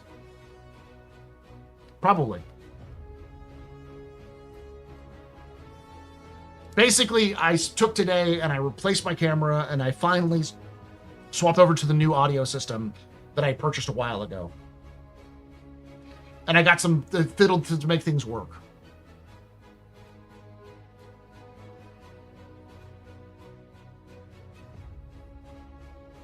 If you max out the volume, it sounds tinny. I don't like the fact that it's peaking so high. I can also turn off the filters. This is what the noise suppression is filtering out, by the way. Listen to this.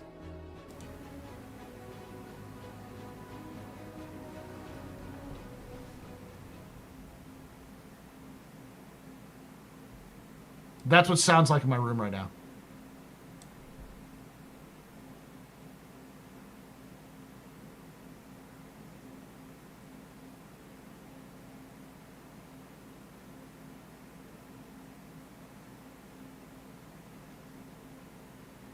Yeah, I need to add like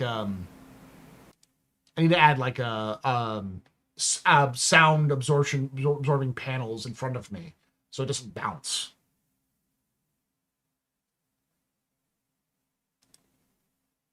It's a bedroom. It's a converted bedroom into an office, so it's fairly big.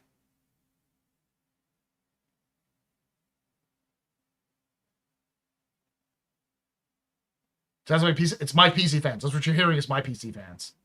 It's worse when I'm playing games. That shit gets fucking loud. Yeah. Cam looks great. It sound a little better with high gain. I mean, this is at a 8 decibels boost, but yeah. I said at the very beginning that that's what I'm gonna need to do. You can have grungy, dirty, neglected, and Scrabble hard Pyro without the Mumbai slums level of squalor that currently exists in Pyro stations. The thing about those Mumbai, what you're talking about with the Mumbai slums, most of that isn't in the slums. It's like in specific spots where like they dump their garbage and stuff like that. Like the average Mumbai street isn't filled with like piles of garbage everywhere because people need to move in the streets and such. Like favelas. I hate to say this, but like a favela is a great.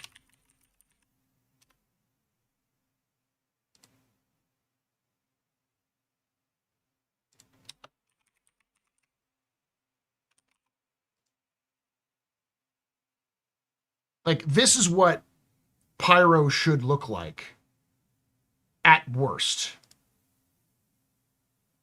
I just picked up a this is just from Pinterest. Like, this is an abandoned street in a favela in Brazil, right? You don't have garbage everywhere. You have garbage stacked off to the side underneath an old place with some graffiti. It looks a little bit run down, but you can definitely see where you're going, right? Because people still walk the path, so they kick stuff aside. Pyro's literally abandoned. It is, but it should still feel like it's lived in because there are parts that are lived in.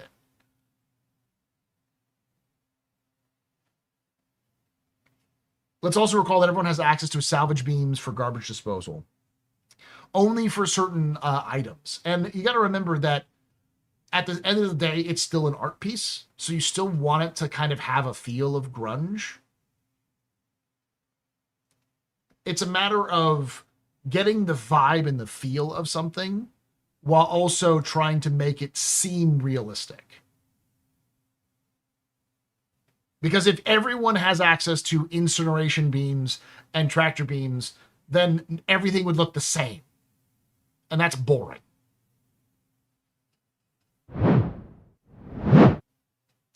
Why can't they just incinerate it? It's space.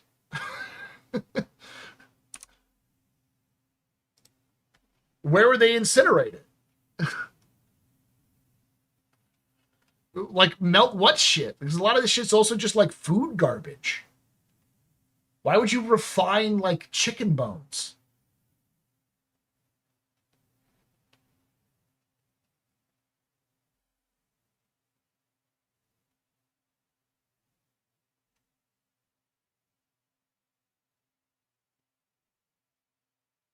Yeah, but that takes effort.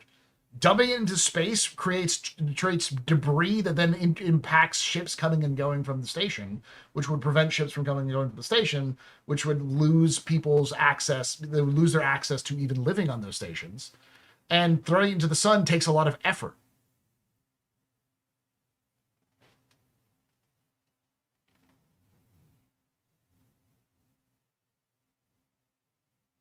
Why have a trash fire burning up oxygen in Pyro stations?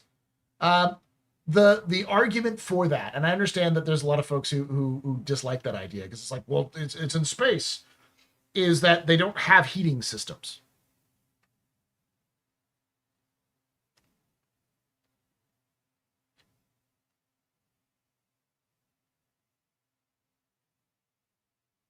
Yeah, Pyro stations definitely care about space debris.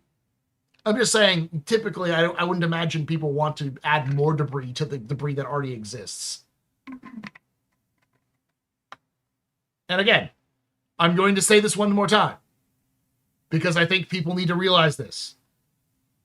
It is also a video game. It is art. What they're trying to establish is that this place is grungy and run down and run by criminals. I agree that they went excessive on it, and they probably need to do a pass on it to make it a little bit better. But the idea that it's fundamentally bad because, logically speaking, logic dictates, like, doesn't fucking matter. It's a video game, guys. It's a storytelling device.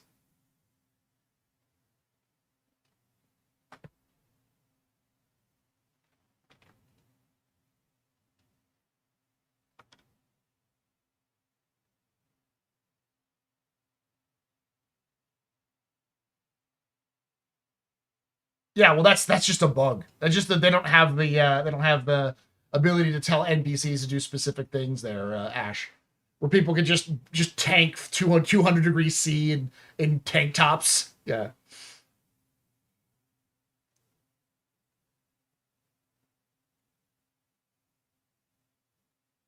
That's the fact that we're having this conversation adds to the facts it's being art.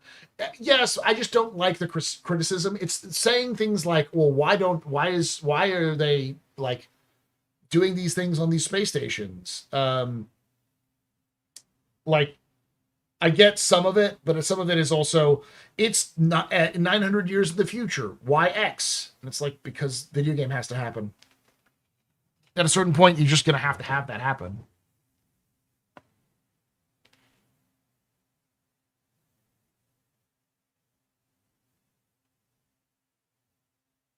Yeah, NPCs are just built different. Skill issue.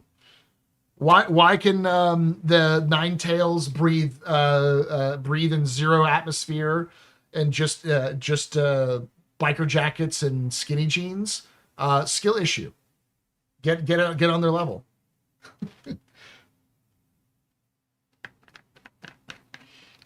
I get what you're saying. What I'm saying is it only reinforces the view that Pyro was lazily put together. I agree. I don't think it was a lazy in the sense that CIG didn't care.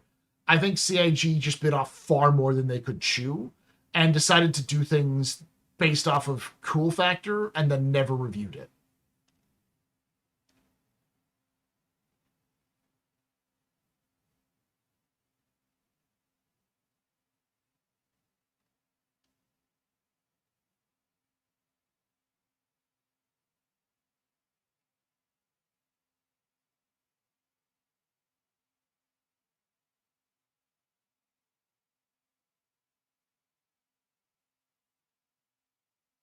Pyro rats, Vix, pyro rats, or fire rats. Shouldn't the discussions based on cool factor lead to a result that is cool? Only if that person is also checked on what is and isn't cool.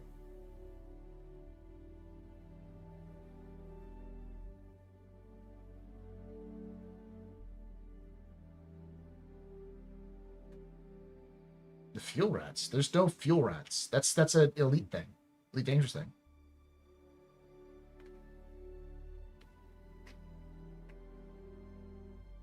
We've had radiation as glowy green before Matt Groening was even born. Yeah, but Matt Groening was also leaning into that very same stereotype. But yeah, I understand the arguments. I'm trying to be as like civil as possible because I don't want to like make people be like, oh, you're stupid. Let's fight. I'm just trying to say that, like, with the context of what's going on, I understand what they did. I agree that some of that shit is stupid. But I personally like the barrels, the burning barrels, because I think it adds a lot of, especially the way that they explained it in one of the ISCs, where, like, the fire itself creates a sort of mini microcosm where it will cause this sort of haze to exist above these larger spaces.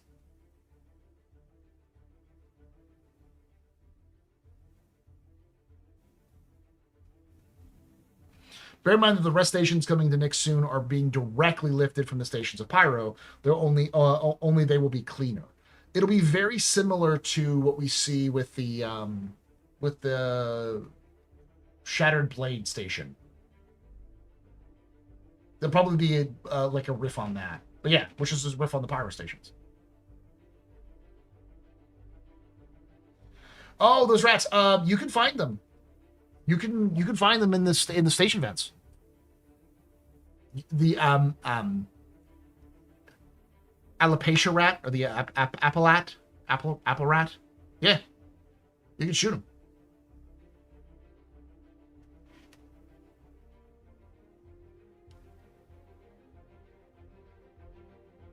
Yeah, you can eat them too. Rat on a stick. My favorites are the slugs. The vent slugs are fun.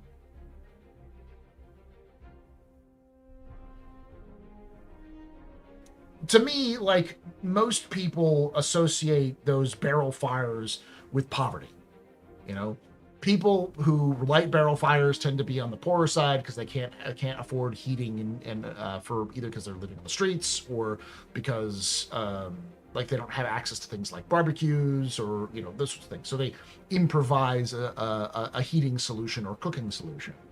So that makes sense to me in the sense of like, we either die of heat, die of cold, or die of oxygen, losing oxygen, and we're going to prioritize heat over oxygen.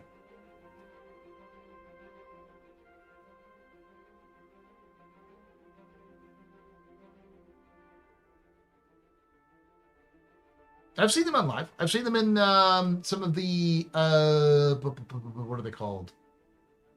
The fucking, what are they called?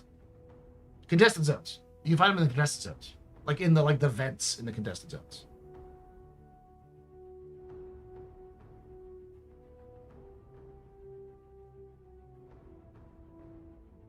Fire barrels would also create a crap ton of smoke and CO2. If they have if they have uber CO2 scrubbers on the station, they should have heat. I don't know.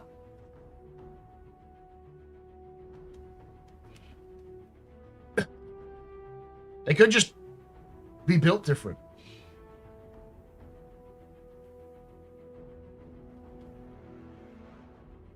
Or who knows? Is CO2 the thing? This is my shitty biology. But isn't CO2 what plants absorb? Or is that something else?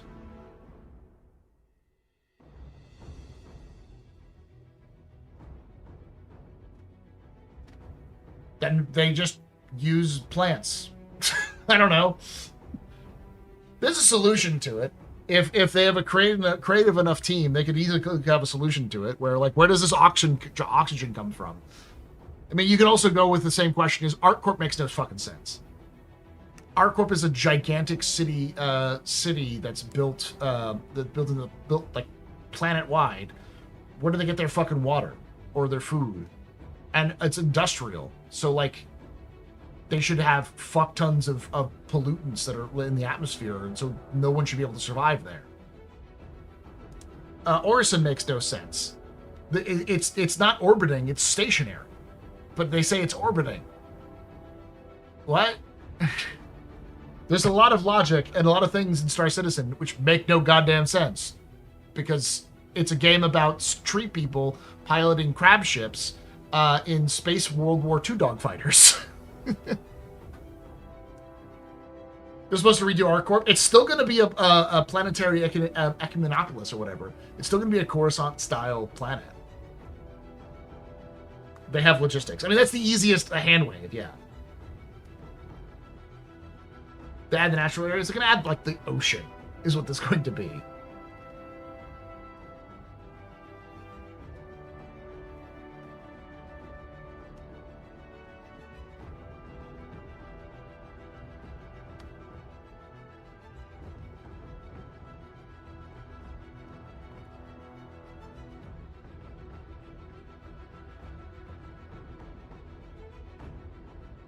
Orison is in geosynchronous with the planet it floats in, which wouldn't make any sense because that the gravity for it to exist in that would be well beyond its atmosphere.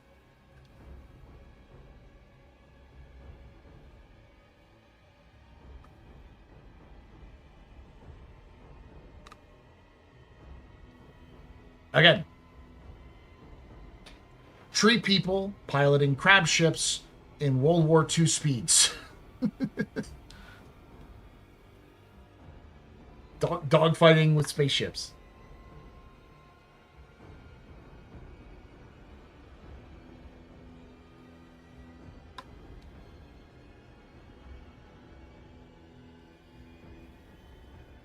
I don't need to be. It makes sense in every minute detail. I just want stock levels, orders, and prices to be reactive. I mean, yeah, but like, again, I am biased in the sense that I like the artistic direction they're going with it. I just know that there's a lot of folks who view Star Citizen as like a perfect sim. It's like it was never a perfect sim. Neither is Elite Dangerous. They're artistic amalgamations of what reality is to these people. But for some people, you say something like that, they're just like, oh, it's basically Star Wars. It's like, no.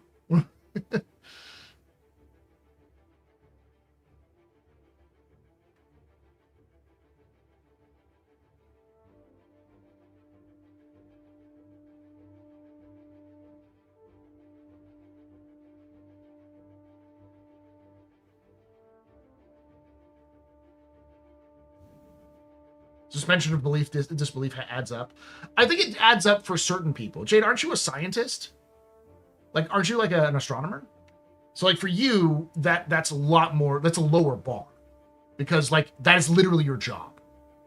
So anything that is scientifically inaccurate will ping you harder because you're more attuned to it. Like, that doesn't make a lot of sense. Astrobiologist, yeah.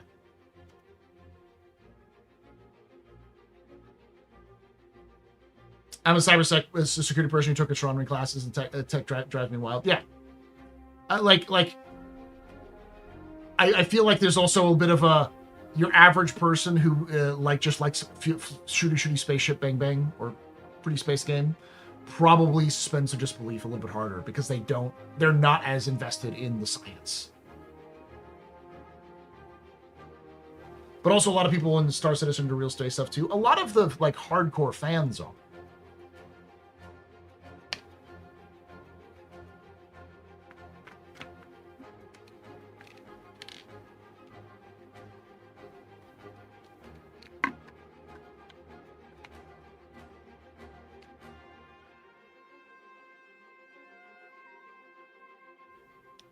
Anything scientifically inaccurate fits into the fiction half of science fiction.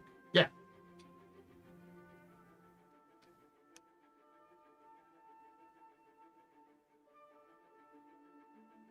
I remember when I made a bitch on Spectrum complaining that Jupiter only had the jovial moons instead of the hundreds it should. Yeah. Yeah.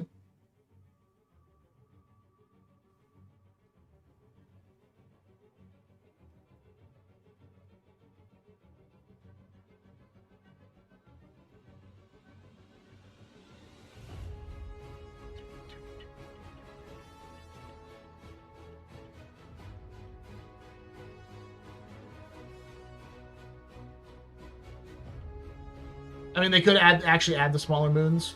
The question about that would be, especially if they're actually to add Jupiter in the future, is would it add to the gameplay? Would it be worth it? Would the juice be worth the squeeze?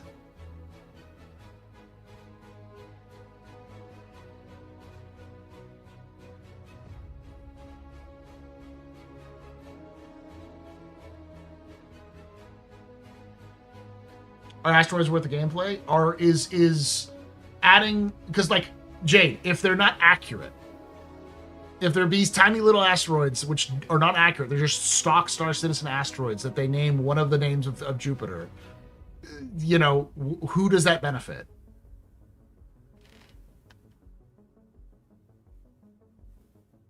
You just sit here saying like there's no science accuracy in Star Citizen.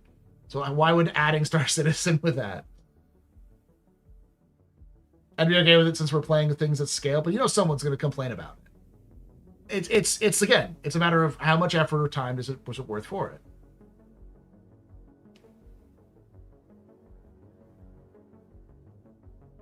Not all scientific games, sci-fi games go for scientific accuracy. I'm okay with that.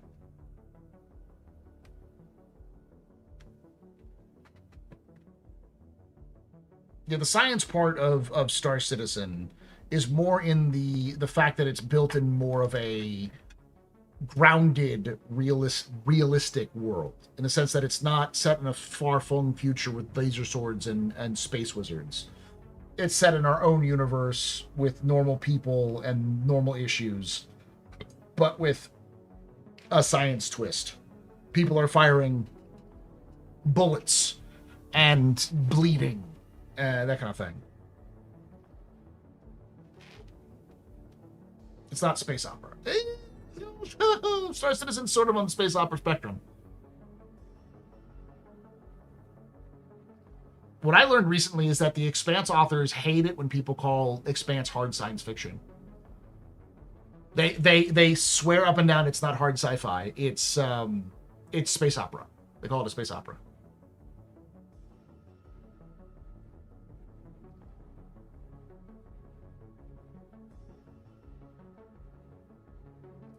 The thing about it that people don't realize is that space opera doesn't have to be operatic to be opera. It just has to be large in scale.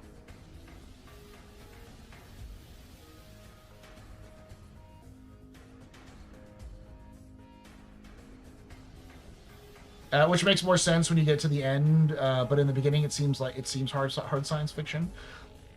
I'm gonna explain something that I wish CIG would do more of, but they're not going to. But this is my own personal bias.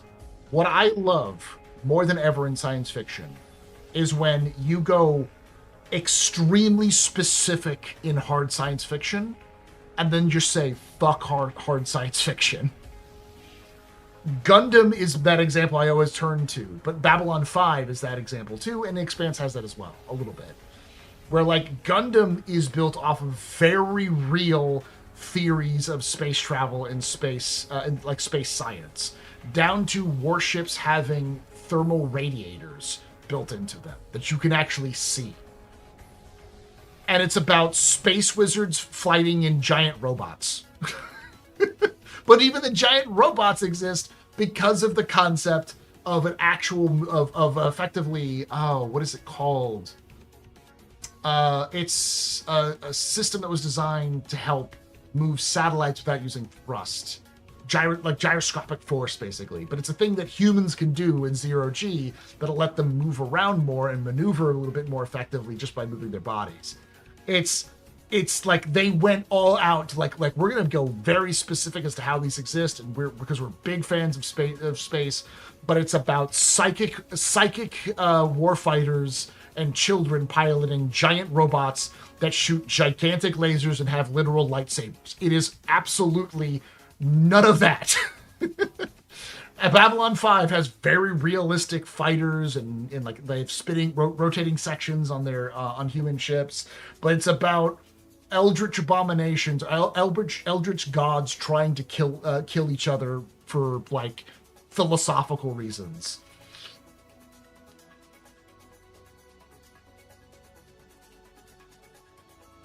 I actually did a little bit of research into the Alcubierre, into the quantum drive, and into jump travel, and I realized that they're actually pretty smart. Quantanium is both the thing that allows for Alcubierre drives to work. It's that magic negative mass that allows for Alcubierre drives to work, and that same negative mass or mass altering properties, in theory, could also open wormholes. Could be used to manipulate wormholes. And I was like, oh, that's fucking smart. They figured out how to make because they're both technically the same thing. The jump drive and the quantum drives work together to do those things. I'm like, there is some science in there. Gundam uses the active mass balance auto control, fundamental technology that allows for thruster-less maneuvering in zero-G environment of space mobile suits by means of precise movement control of their limbs. And those limbs, that's the reason why robot Gundams are built like humans, because it's to take advantage of that thing that humans can do.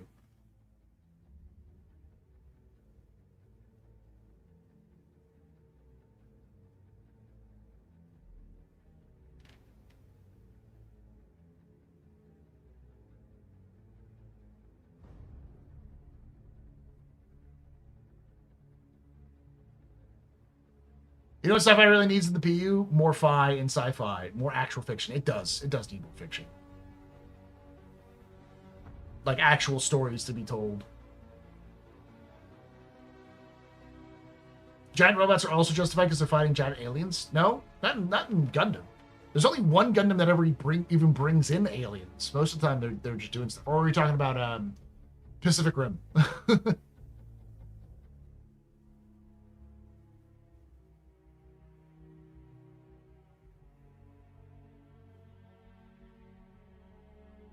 No, Robotech. Yeah. They're just cool. But I mean, but I love that combination of we're going to go extremely specific in our hard science fiction rules, and then we're going to throw those out the fucking window because we're going to have space magic. That's not Chris Roberts' style. It never has been. Chris Roberts' style has always been, I really like World War II and World War I. I want to do World War II and World War I in space. Because I also like space. I also like Star Wars and Battlestar Galactica. That's Chris's sort of mentality. He even says it himself. And some of the pitch stuff for Star Citizen, he talks about that. So Star Citizen Squadron 42 is a World War II sort of like World War II / post World War II like era reality.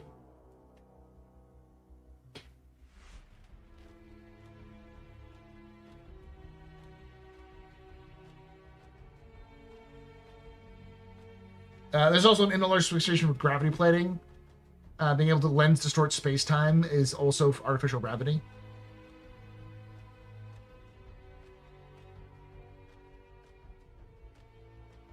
That CIG does at least attempt to do a little bit of science in their stuff, and like a lot of the way the ships function, they try to explain it. One thing they don't explain is how the fucking thrusters have like 2G of acceleration, but I guess just more efficiency. It's kind of like the hand waving of the Epstein drive, an unfortunate name in context, in retrospect now, in the Expanse. It's just a super efficient fusion drive.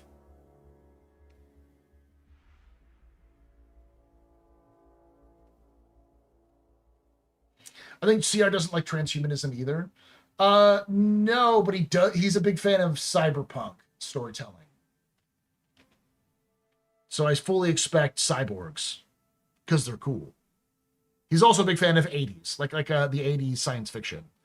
They even said it in one of the Squadron 42 vids where they're like, it's a love letter to 80s science fiction. Which, you know, Alien was 70s. So Aliens, Terminator, Blade Runner. He doesn't like transhumans. Transhumanism. Oh, God. It's like how TIE fighters move the ship with such tiny ports that are that efficient.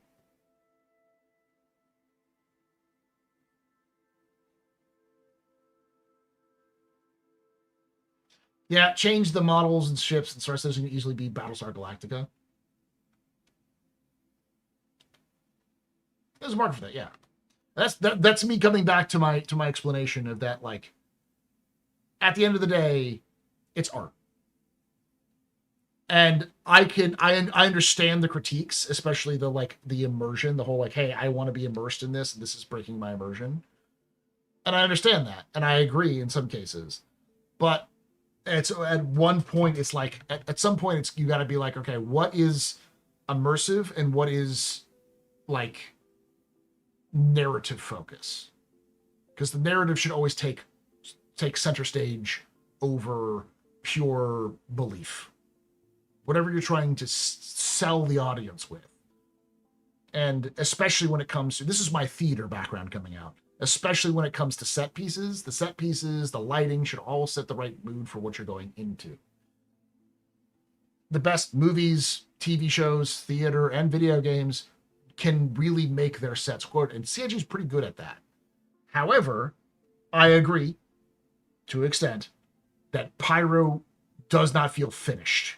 It feels like it's a first draft that could have gotten more overhauls because CIG filled in all of the blank spaces with garbage, which is like, that doesn't work. It's a good shorthand for this place sucks, but in a place that you want people to be able to live in the future, this place sucks doesn't really work.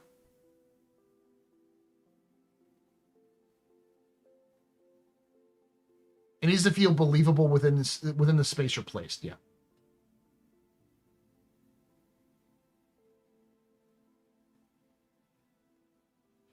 Even Battletech has cannon furries. So does the 40K.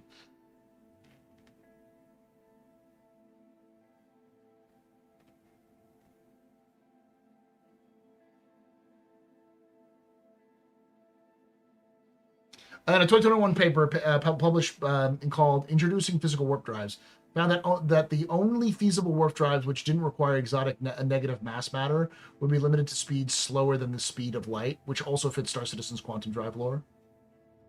There are some pretty good researchers in the writing team when it comes to some of the background stuff. The problem is that the writing team and the set team, the team that like designs like the actual locations and makes the ships, they're all different teams and they don't tend to talk to each other a lot. Like Orison never made a lot of sense. Though technically Orison could exist, because it's a low-mass gas giant, and low-mass gas giants, last I heard, could have an upper atmosphere that's breathable. And CIG has leaned into that, making that upper atmosphere being in its entire ecosystem, which we haven't seen because CIG just hasn't made those creatures. It's just that you couldn't build a station like Orison the way it is, the way they described it. It would make a lot more sense if it just floated with anti-gravity instead of these giant thrusters to try to keep it in orbit. Because you already have anti-gravity. Fucking use it. It would be cool as shit if it was this giant anti-gravity thing and just like space magic. Because it's Cloud City. It's supposed to be Cloud City. And they already did a little bit of that, like, oh yeah, well technically this could exist. And it's like, cool. Then just lean a little bit more into it. Just a little bit more. A little bit more. You got that. Like, it would be cool to see ArcCorp with have entire sections that are just fucking greenhouses. Just like massive sections of ArcCorp, which are just dedicated to factory farming. And there's these huge, like, indoor climate-controlled regions that just produce, food and the necessary requirement things for ArcCorp. And they're like enclosed so they don't get like the toxicity, but then they can use that as like, that's where the oxygen's coming from. Well, it's also the ocean, because the ocean does that kind of stuff. Yeah, giant biodomes. That's 80s science fiction as fuck. Like, that kind of thing. And it's enough of that little, like, yeah, kind of gesture towards, like, realism. That's what I mean when I say I really love the gesture towards realism that you just throw out the fucking window because you don't give, really doesn't really matter. It's just sort of setting the stage for it. Yeah, and that would have been cool, too, to have these big inflatable balloons sort of things that are sort of floating on the top of it, too.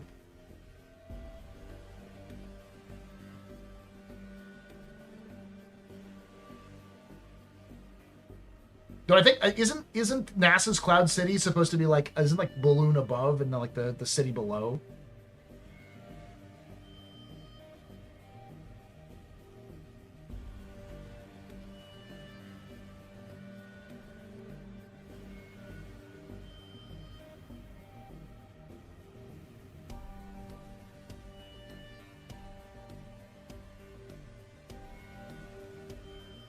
BattleTech does have aliens escape, but no one likes to talk about the aliens in BattleTech.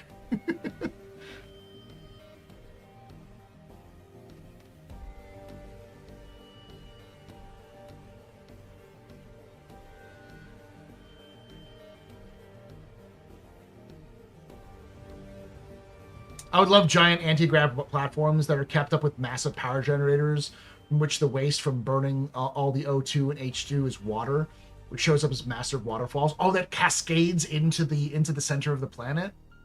That would have been cool as fuck.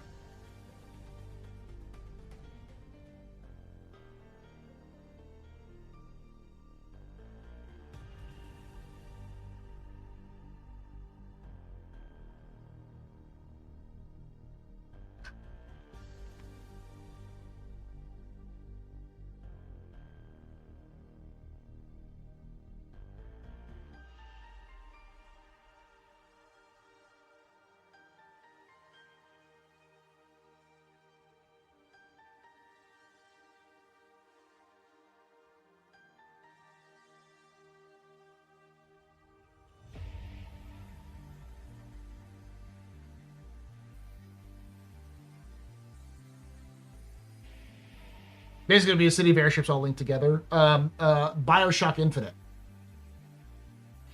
I think it would aesthetically look better if the blimp, if the inflatable stuff would be underneath it. I think you could still do anti-grav stuff too. It would be a cool like combination of like little anti-grav things with like giant like balloons underneath. So when you approach them from the side, it would look like this like big bulbous, like an upside down mushroom almost, like this big bulbous thing below it and above it. I do like the idea of giant cascading waterfalls, and that would have been cool as shit too.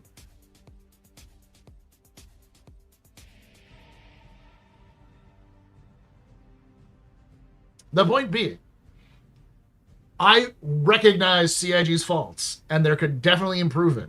And it wouldn't require much. But I also understand that at the end of the day, their artistic vision is the thing. And I get that the direction of what they're going for. And I'll end it off with saying CIG does need to rework Pyro. It needs to be better. They need to both be better gameplay spaces because they suck for gameplay. And they need to be better aesthetically. They need to make a little bit more sense aesthetically.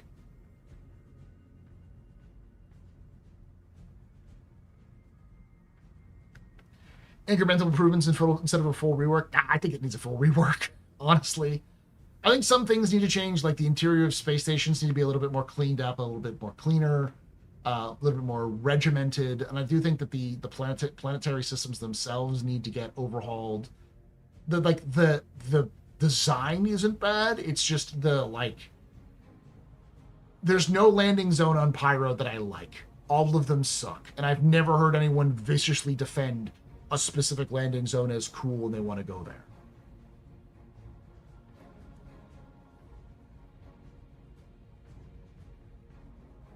Still waiting for the massive Utopia Planitia spaceship factories in Crusader.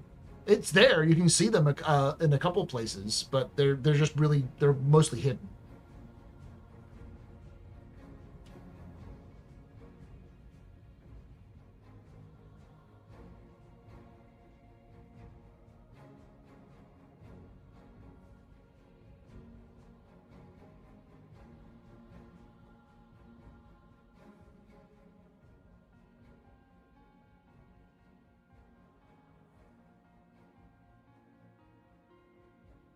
But Levski is good. Like, Levski is clearly... It benefits from the fact that it was originally a landing zone that CIG had a chance to rework. That's what I mean by, like, it feels like a lot of the stuff we have in Star Citizen right now is a first draft that never got reworked. No one sat there and played through it and said, this doesn't feel right, you should change this, change that.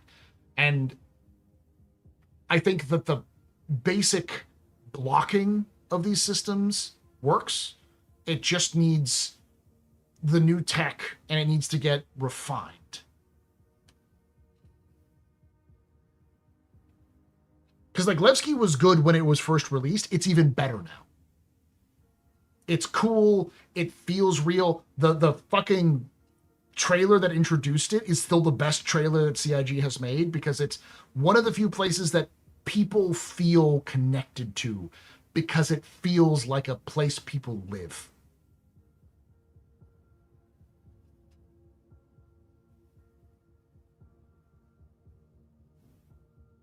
That's the thing. Like, ArcCorp is cool because the skyline is cool, but if you look beyond the skyline, it falls apart very quickly. Lorville, I think it looks really, really cool. It looks the most, and like Levski, and not Levski, but Hurston in general with the new stuff they added with Hurston, looks great. There's definitely parts that are problematic. I tried to get some footage for my Hurston video, my Hurston lore video, and they're like sections of piping that just disappear. It's like CIG just never finished attaching these pipes together kind of thing. But in the like abstract, in the kind of the larger scale, it looks great. It looks very dystopian. It looks very Blade Runner-esque, you know.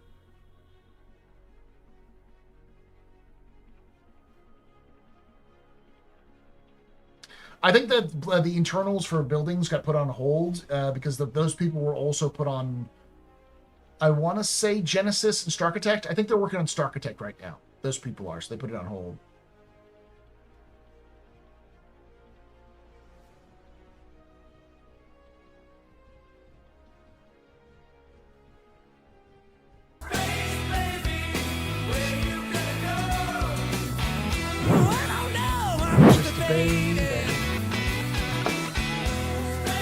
Baby.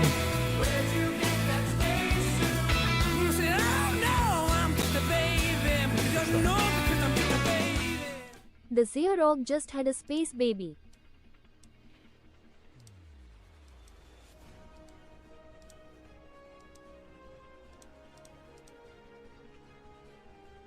Oh, that's why. Thank you, Xeorog. There we go. Looking very serious into my own eyes.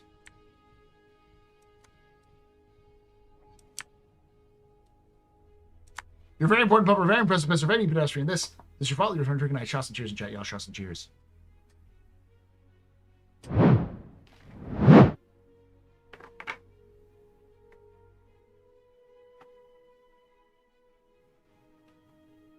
Levski's not perfect, but it feels real. Even sections of floor tiling missing in Levski.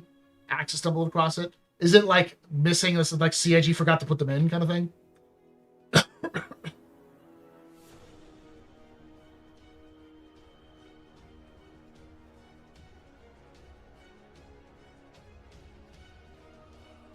Nah, I don't think they said anything about Area 18 for the upgrade. I don't think they've ever said anything about Area 18 since, other than they want to revamp it. How many drafts until final? That's what 1.0 is. My hope is that CIG has time. That's one of the things, one of the reasons why I say when CIG, I really want CIG to get all of the systems out sooner rather than later. The first 5 systems, I mean. So that they can really work on them. To go back and review what's going on. Paul, I've heard of vanity, but aren't you taking it a bit far here, looking at yourself like that? Listen, I'm just hot, and I agree. I want to see myself all the time.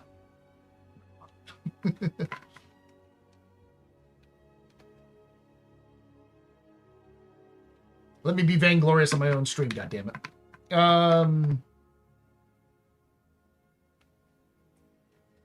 Rework was just the transport system as far as I know. Rework for what?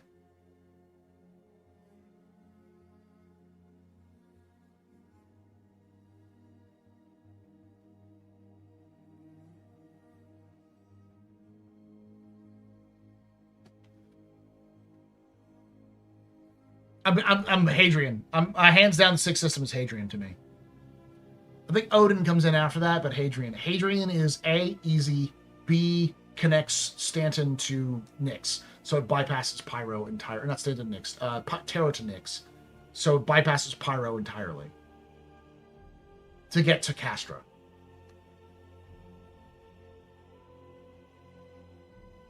With everything that needs to get done, bug fixed and polished, I'm thinking 1.0 is 6 to 10 years out. No, there is definitely a financial crunch that CIG is under. And so 2027 is, I think, 2027 or 2028 is when we're going to see 1.0. That sounds crazy. 1.0 next year? Crafting might be coming in 4.7.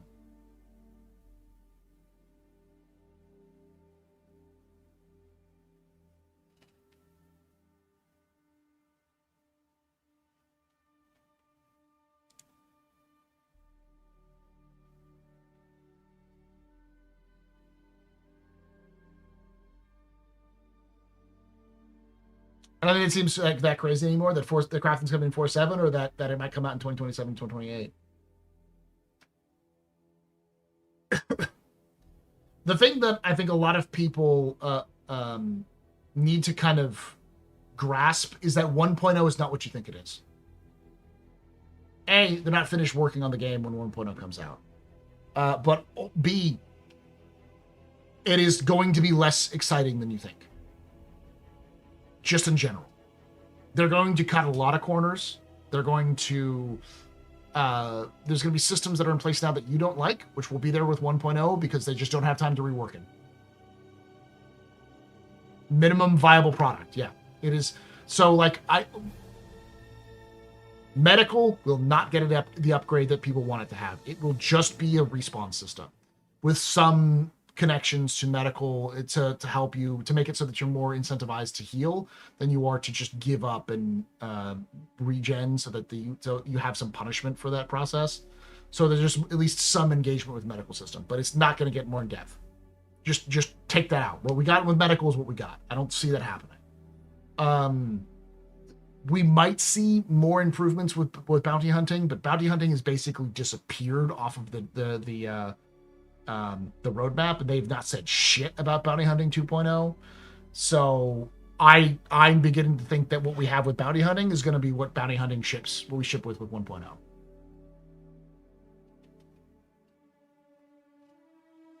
But that can't be the final draft. Basically, 1.0 would be actually beta. I've been saying that before CIG called it 1.0, I've been saying that it would be a soft launch. That CIG would do 5 systems soft launch, and then they would continue to work on it until they actually launch the game. But then basically be done. But yeah, it's the other thing is that they're going to continue to work on it afterwards.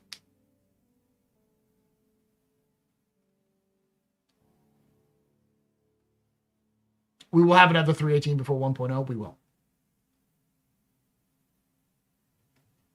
But there's a lot of stuff that, like, I think CIG is going to settle on for 1.0 that we don't like. Because they just don't have time. Nope. Terra is going to be Terra Prime. You will have Terra Prime and other places you can set down, but the other planet, the other parts of Terra, like the planet, you just won't visit. They won't make them. But if they do Starkitect well enough, they'll just generate them. And then, like the planets, the other planets are just minor stuff. I don't think we'll see New Austin. I want to see New Austin. I want to see Nova Kyiv. I want to see Kazi. You know, I want to see all those places, but I don't think CIG. I think CIG is just going to hit that minimum viable and just keep moving, and then they'll fill it out later.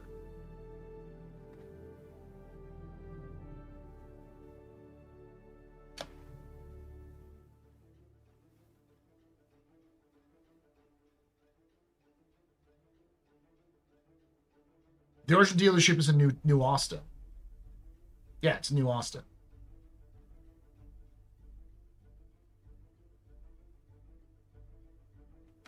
But I don't think we see New Austin. I want to see New Austin, but I think CIG is just going to hit that MVP and move on.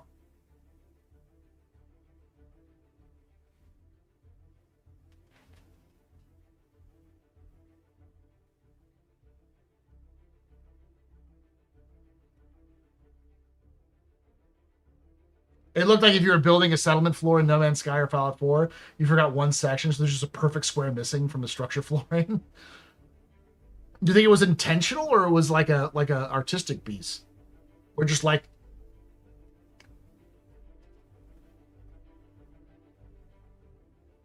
Will we be able to sustain post 1.0? That's the question. And the thing is that when Star Citizen releases to 1.0, it will make money. It will probably make more money in that month than it has ever made. Because there are plenty of people who are waiting for Star Citizen to release so that they can make a video on it, so that they can play it with their friends, so that but plenty of people said, I'm not going to play this game until it releases. Don't talk to me until it releases. I don't care about it until it releases. And there'll be plenty of people who purchase it just to gawk at the $1 billion boondoggle, you know? And that... They need that because they got investors to pay off.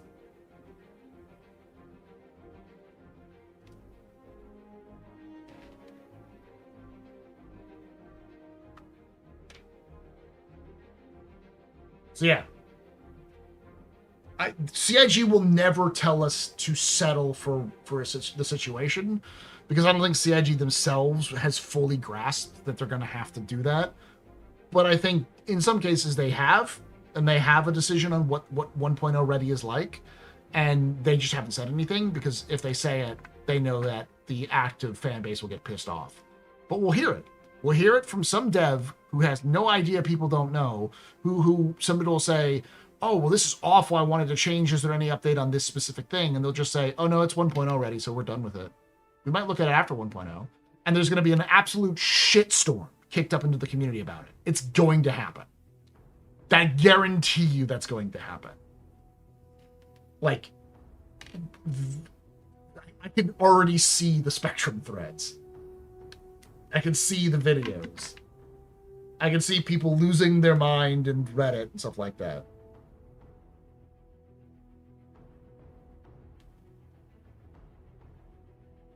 Have I a wish list? Is it on wish listed there? I've been following it since its announcement. There's also Exodus, I think, is another one, which is very similar.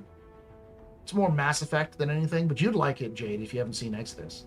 It's a Mass Effect style game with time dilation, where like you can travel between star systems, but when you travel, there'll be you get light speed time dilation.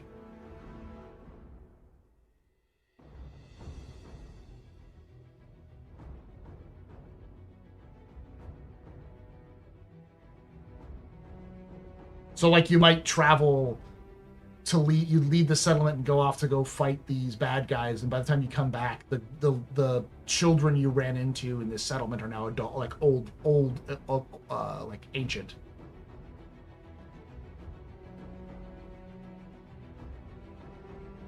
No, you're not wrong, Renamon. But CIG will release with 1.0 because they can call it release and they'll get a lot of money for it.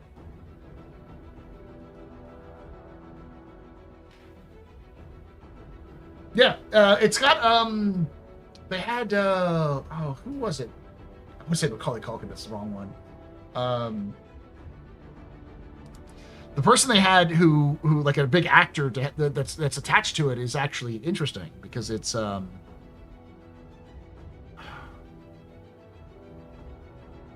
am I blanking on his name? He's an Austin actor. He's from here.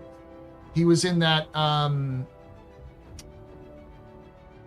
that big movie about space travel and going through a wormhole and all that kind of stuff.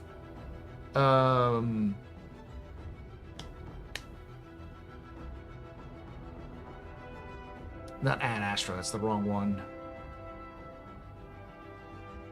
Matthew McConaughey, thank you.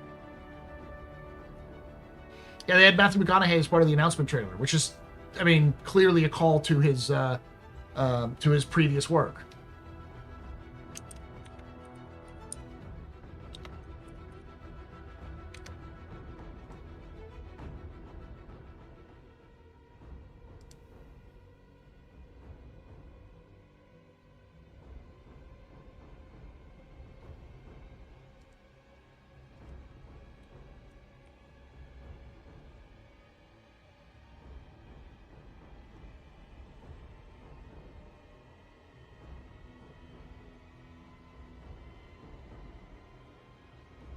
Interstellar. Yeah.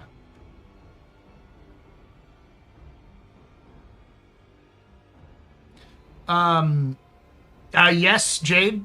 I've already sort of talked about this one, but one of the doctors from Doctor Who is in it. He plays my favorite character, one of my favorite characters in Star Citizen. My favorite character in Squadron is still Cal Mason, because he's my husband, and you can't stop me.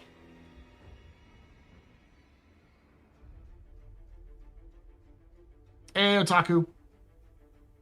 All I'll say is one of the doctors, one of the more recent doctors from Doctor Who, plays... why am I blanking on his name? He's really, really cool.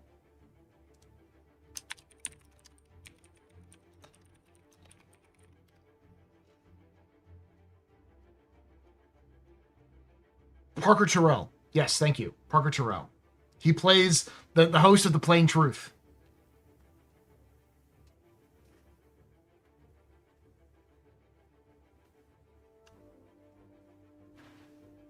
I would absolutely adore if they could get Parker get him to do Parker Terrell again for like radio or television ads for Star Citizen, like in game, like where you can like watch them or listen to them on the radio.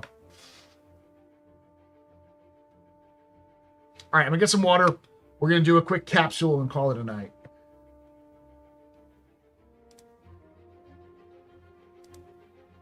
Be right back. Your fun button is on, chat.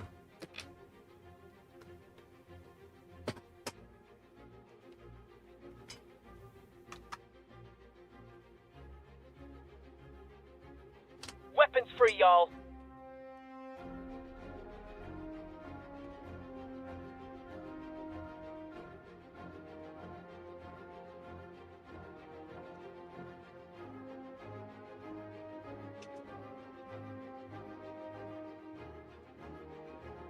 I love democracy. Everybody and his dog calls himself an outlaw.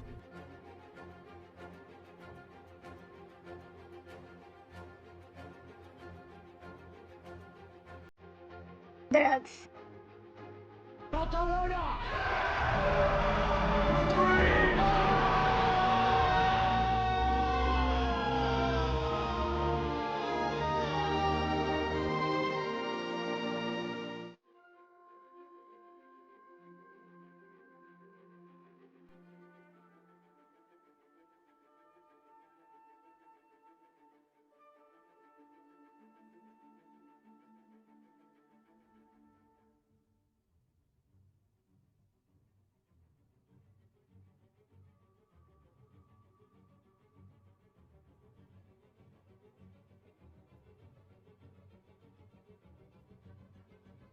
Barcelona! Barcelona!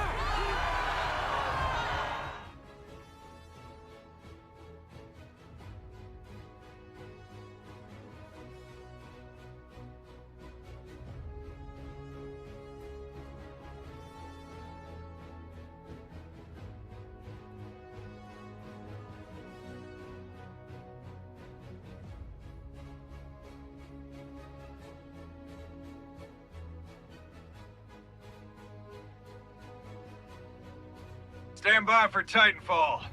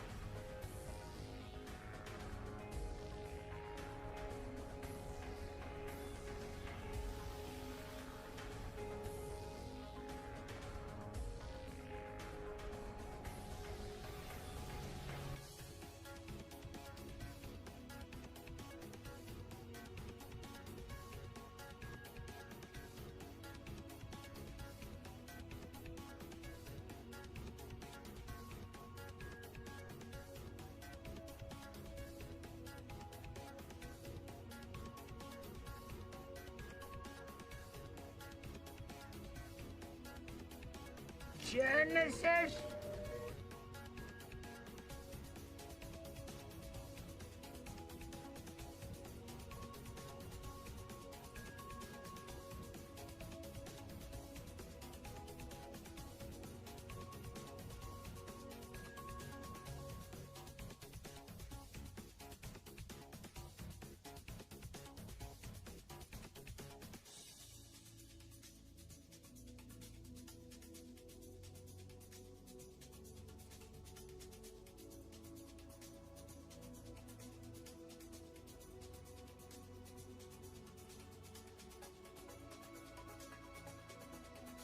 Good news, everyone!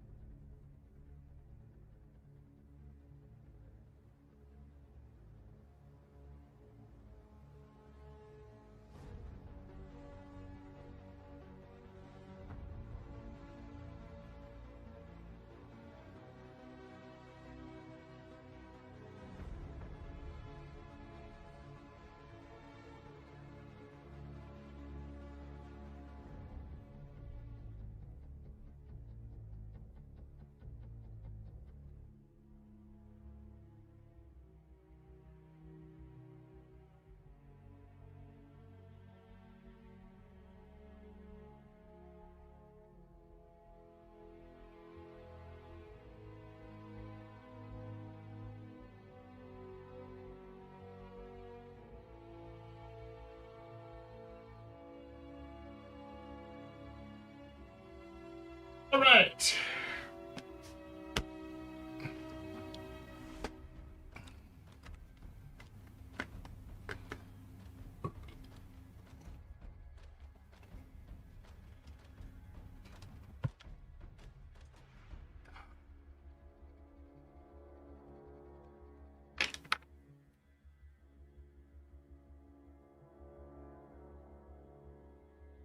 All right.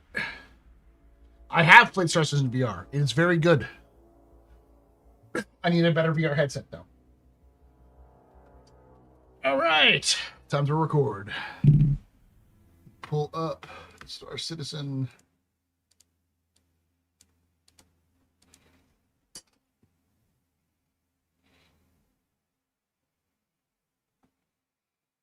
Roadmap roundup.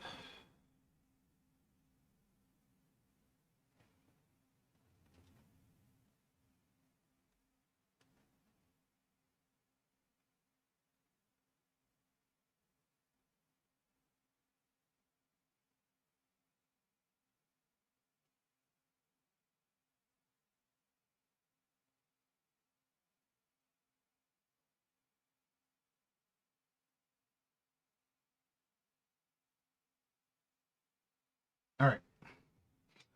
Y'all ready, chat? Clean my Nalgene. It's clean. It's just cold.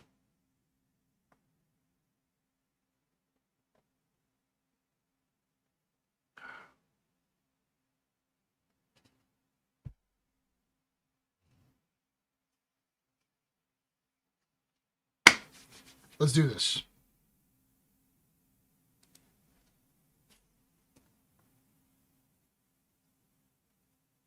Oh, hello there. Welcome back to another episode of my capsule. That's right. Capsule. A small section of my office hours live stream that I do on Mondays at 8 p.m. Eastern, 5 p.m. Pacific on twitch.tv/theastropub and youtube.com/the captain's table. Nope. The Astropub Live.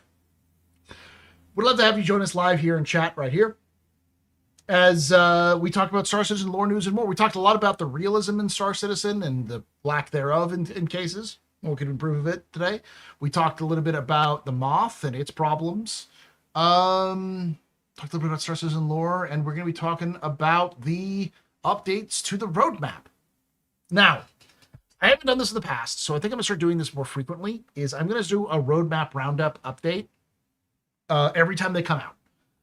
That means that these videos will likely be shorter than average. So these are going to be more like sort of weekly videos that come out every 2 weeks to kind of update with the roadmap. And I might do some other things in between.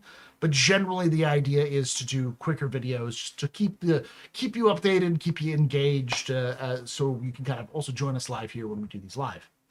So that, without any further ado, let's look at the roadmap roundup from Wednesday, February 11th, 2026. Oop. Hit the wrong button. There we go. All right, notable changes. Release view. New resource gathering missions. Implementing an expanded list of missions for a resource gathering archetype. Find, gather, and deliver raw or refined material ores or salvageable ship pieces for a variety of corporations. Scheduled to come in patch 46.x patch. This card has been set to released. Argo Moth. Implementing Argo's new medium salvager, the Moth, has the tools to earn its keep, the storage for a long job, and the weaponry to work unencumbered. This card has been set to released. Medical Light Armor Chiron. Implementing the new Medical Light Armor Chiron, a reward for the new Force 6 Cleaning the Air event, Cleaning the Air. I actually haven't seen that one. I've definitely completed it, but I don't know if I've seen that one yet. Set to released. Oh no, I've seen them. It's that red armor. I don't know what makes it medical or not. We'll see. Force 7. All right, so this is where we're going to go into some details here, and then the progress tracker. And I will talk about the progress tracker right now and say that anything that is in the progress tracker should not be taken at face value. It should just be seen as planning, and we can glean some things from that, but generally speaking, you're not looking at like an actual release date when you're looking at progress tracker. It's more of a when does the work end? All right. 4.7, Claw Salamanders faction outfits. Implementing multiple outfit variants for the Claw Salamanders gang in Nyx. A complete light armor, a cape, and a mask. This card has been set to tentative. Heavy combat armor. Implementing a heavy combat armor in the persistent universe. This card has been set this card has received a new visual. Light combat armor. Implementing a rework of a light combat armor in the persistent universe. This card has received a new visual. I'll have to take a look at that, see what it looks like. In fact, let me do that real quick. So we take a look at what these look like.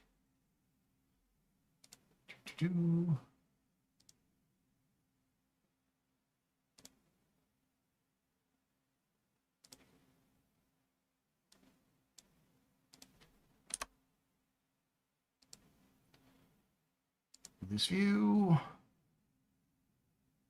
4.7. Collapse, collapse, collapse.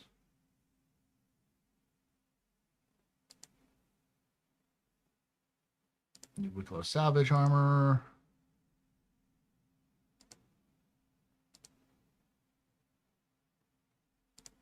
Light combat armor. Okay, so this is a rework of the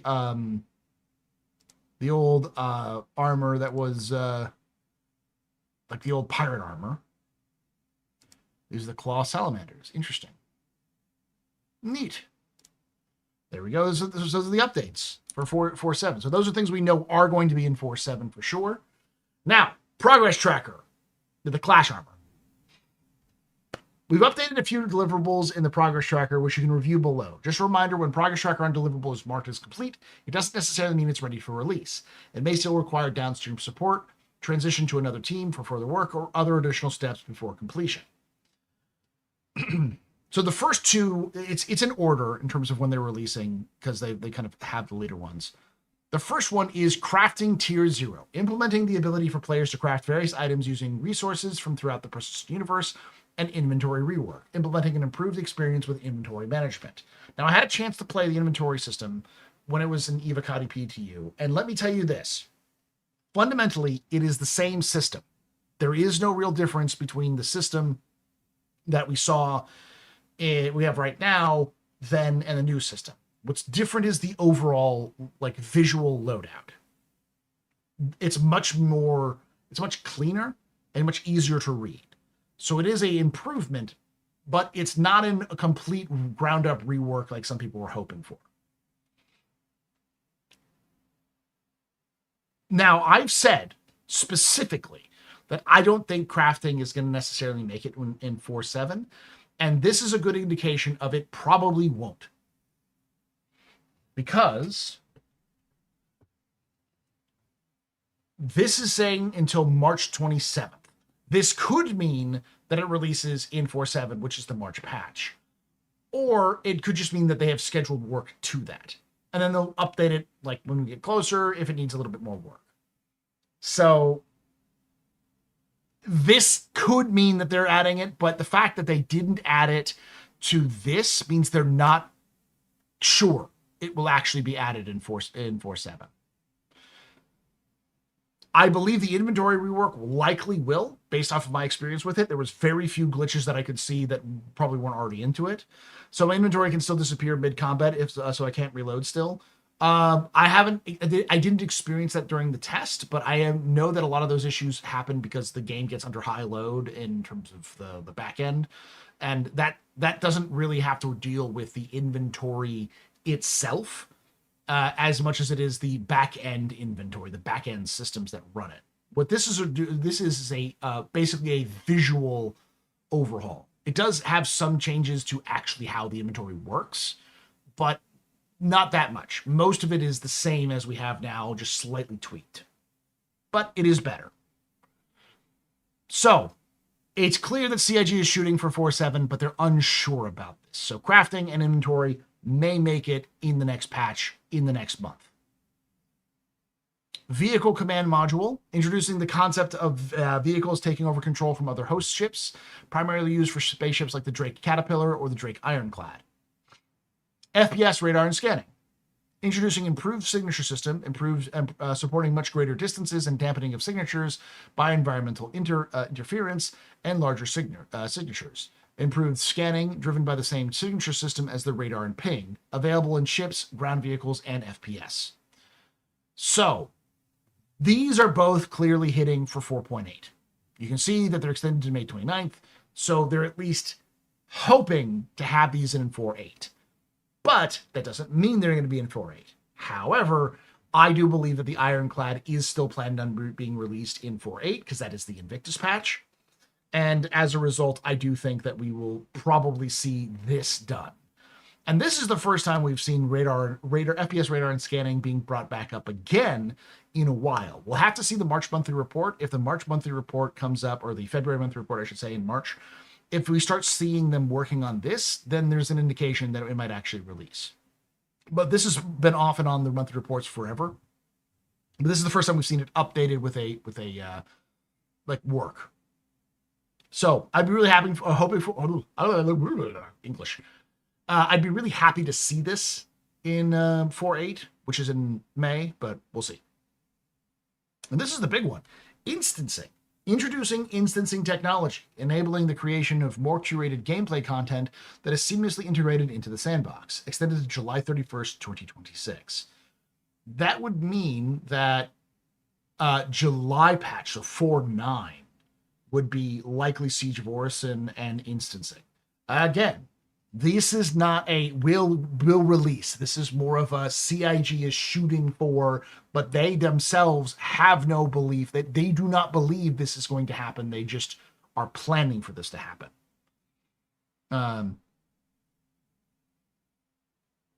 Is 4.9 also Invictus? No, 4.9 is July. 4.9 would be July. So 4.7 is March, 4.8 is May, 4.9 is July, 4.10 is September. It's CIG's Hopium. That's a great way of putting it. It's their internal planning documents. Their JIRA is saying this, but JIRAs are not always right. Things can happen. And then lastly, the ship hangar landing service, introducing the ability for larger ships to rearm, repair, and restock other ships in their hangar. Started on November 25th, 2025, and ending in May 29th, 2026. So I think that this is also planning on being in with Invictus, which would make sense as well. Because this is a the rearm, repair, and restock from larger ships is a thing they want to do for the fleet ops, which may mean fleet ops is going to be a thing they're going to do in Invictus, which would, again, make sense. It's Invictus. But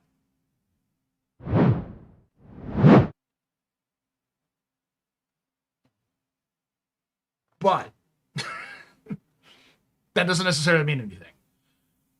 The overall view I can tell you right now is that as what CIG is planning, beyond 4.6 and 4.7, what we know with 4.6 and 4.7.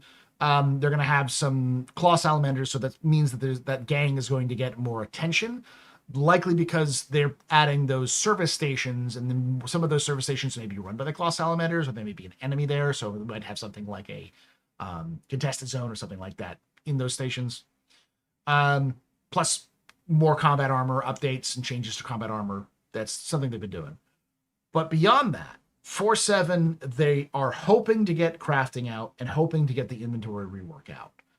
Those could easily slip, but that is the pattern. What we can see right now in the future, CIG's release goals are March, crafting, inventory rework. May, vehicle, the command vehicles, so you can have the ironclad stuff, FPS radar and scanning, and the rearm, repair, and restock on capital ships. And then in July, you have instancing, which means Siege of Orison. And early dynamic meshing, so semi-dynamic meshing added to the verse. That's pretty solid, and it lines up with everything we learned from Benoit in the Star Citizen Live and Bolt, I guess you could say, online. He goes by online. It also matches up with everything we've seen in the monthly reports, everything that they've been talking about in general from like CitizenCon Direct and beyond. It's clear that CitizenCon Direct was CIG's plan. And I've had this theory for a long time, since CitizenCon Direct, that what we saw at CitizenCon Direct was designed to be the first half of the year. So January to July would be this June, July, would be all of what they're planning on doing. And then the second half of the year is going to be set aside for if they screw up, but also for Squadron, because we're clear that Squadron's not coming out early. There's no indication that Squadron's coming out anytime soon, except for CIG still says they're working to get it in 2026. So it's probably going to be later in 2026, whether we like it or not. So yeah, there's a lot of things we can pull from this roadmap roundup. As always, let me know in the comments below, do you like this idea of me just reading out the roadmap roundups and recording them? I do read these sorts of things live on Twitch anyways, Twitch and YouTube anyways, when we do these office hour streams. So just like I've done for the monthly reports, if you like these ideas, I can continue to do them and post them, even if they're kind of small. That's the thing, is that some of these may be only a few sentences, and so I may not post all of them, especially if one of them is just literally a few sentences. But at this one is a little bit longer. It's almost like 15 minutes. But you're probably on average going to be like 6-7 minutes. Oh God, I did not need to make that joke. between 6 and 10 minutes. So yeah, let me know that English. Let me know now. Let me know if you want to see this in the comments below. And if you did enjoy this, make sure you like the video, subscribe for more content, and hit the bell icon to be notified when these release. And like I always say, hope to see you someday in the black.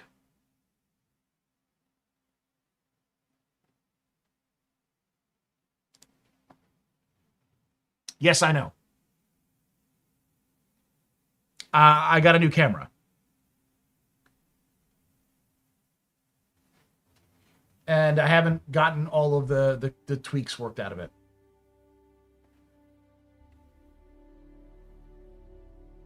You know, I know you love that face there, X.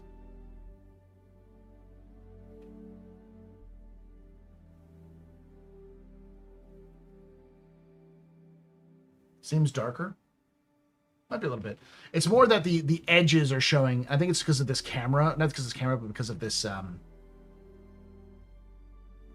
this outfit is hitting that a little bit more.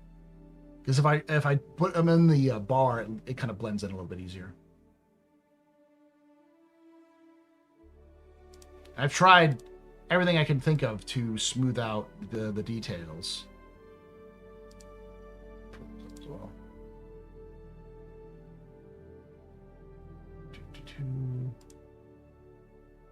You turn off the LUTs. Still happens. I turned up the contrast.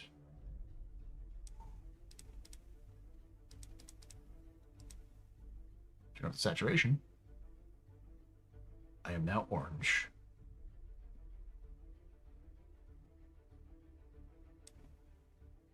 Turn down the sharpness.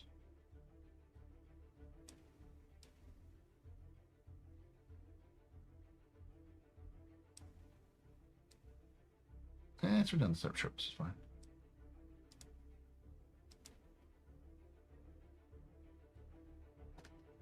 Is that any better? Oh no.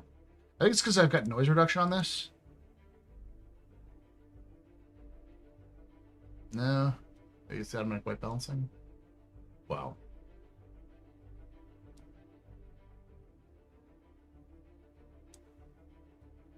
Yeah. It is what it is. It was better for a second, then you make it darker again. What? When I did that?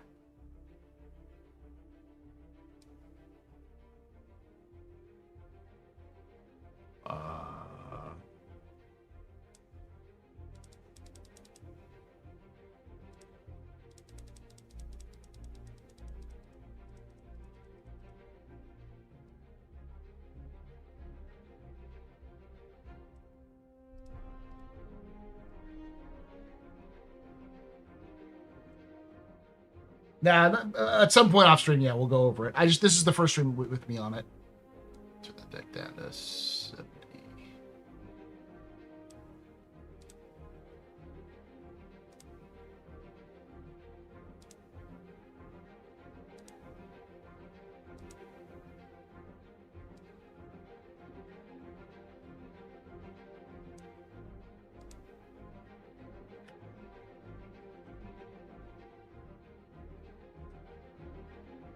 I'm animatronic to you, and I'm looking very real, very convincing, yes. My shoulders are disappearing.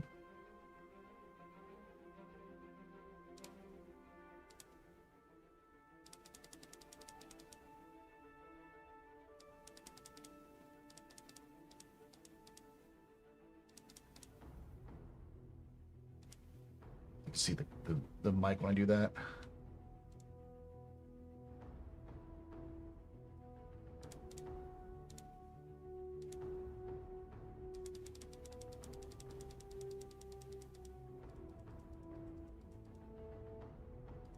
Let's see my shoulders disappearing.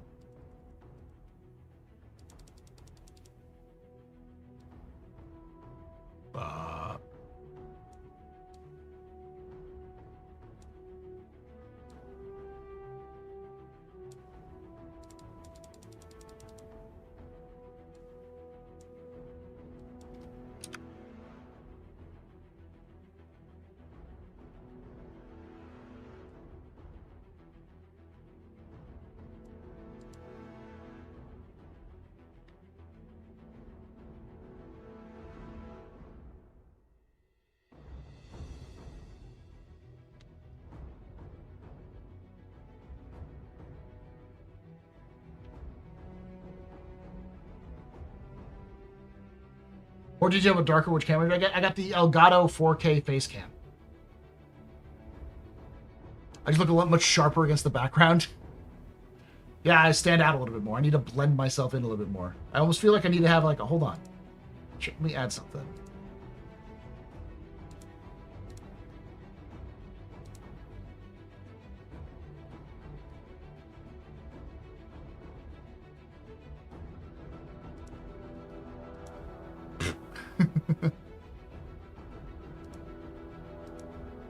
Wow.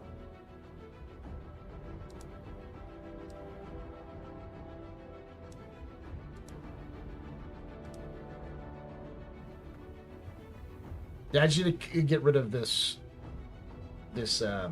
line to blend in a little bit more. Yeah, my shoulders are kind of fading in. It's on this side too. Let me try something real quick.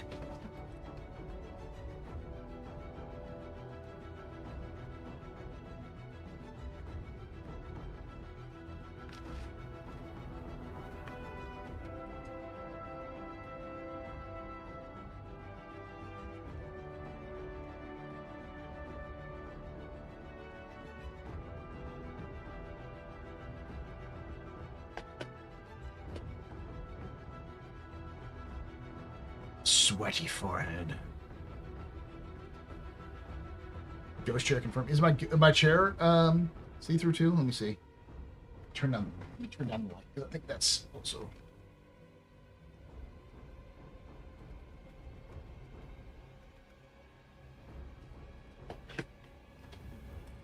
Oh yes, my shoulder. Oh yeah. You can kind of see through me.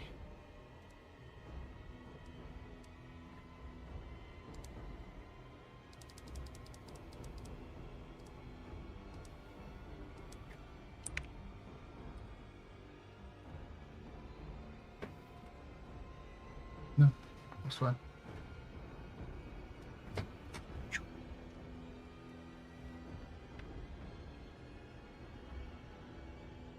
Yeah, the background area is going to be a little bit off.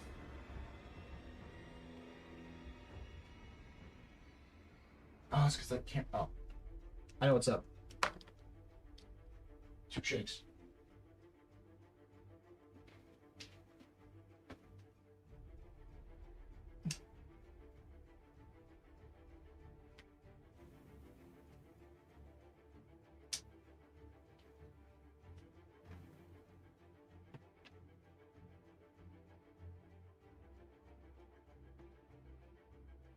Now it adds a little bit more to it. Turn up this.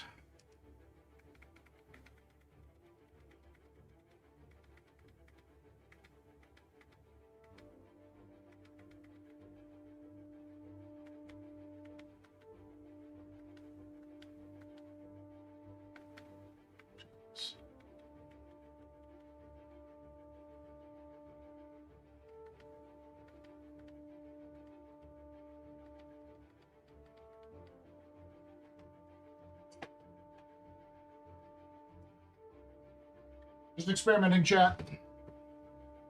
Trying to see what the lights work.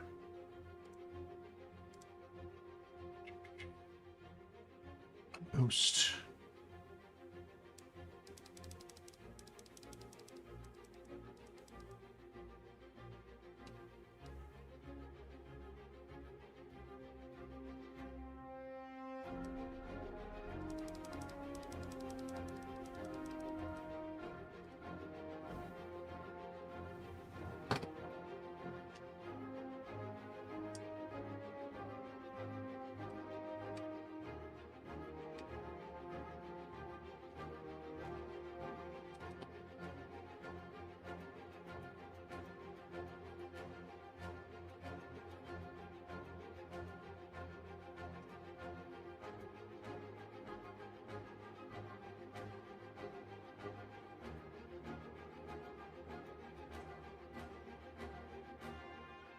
Do this a little bit better.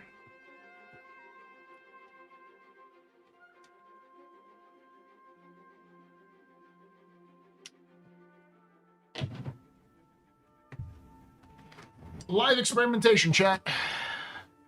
Don't you love it?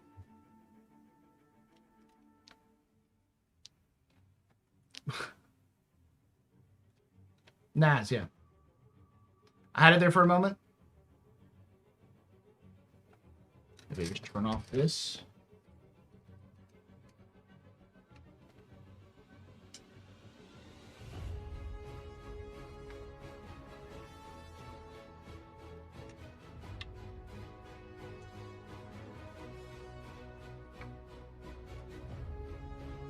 It's still fuzzy is the problem.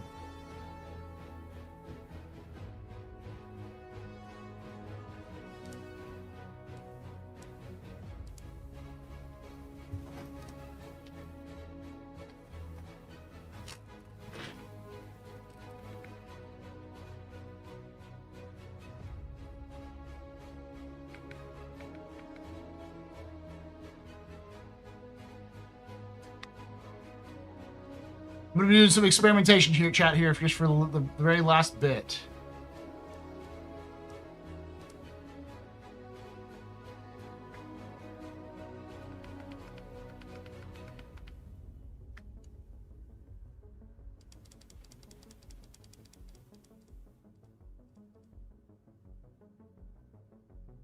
Watch this, chat.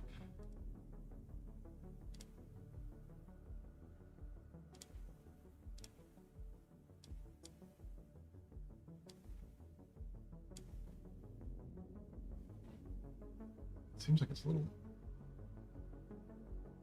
Hold on. Let me try something.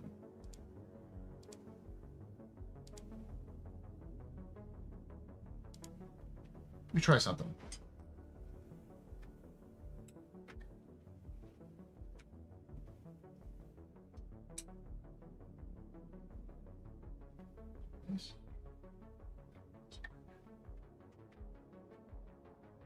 I'll have to fucks with it again. The problem currently is that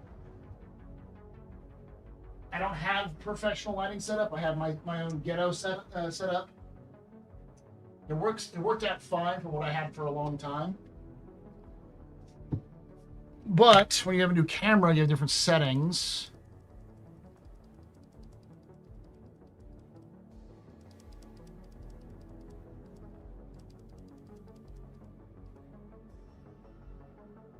So you get like solutions like this, which are decent, but not great.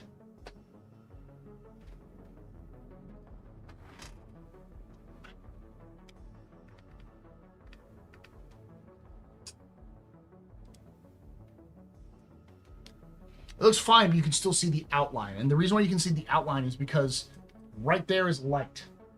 It's very bright.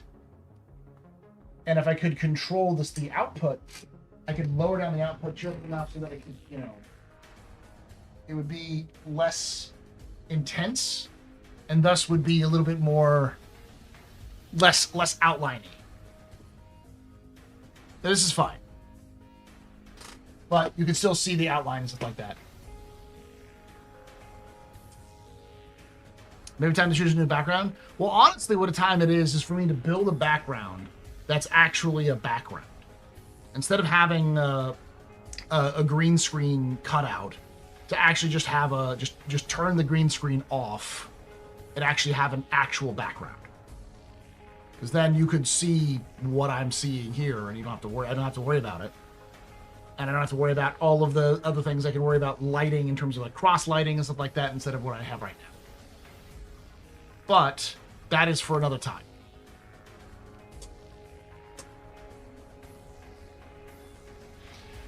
I hate lighting. I've always hated lighting. It's the one thing I never really understood when I was in theater.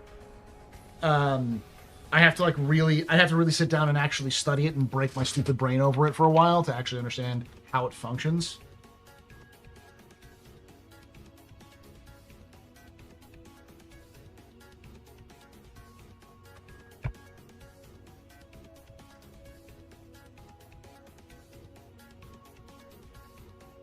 Yeah, it'll eventually happen.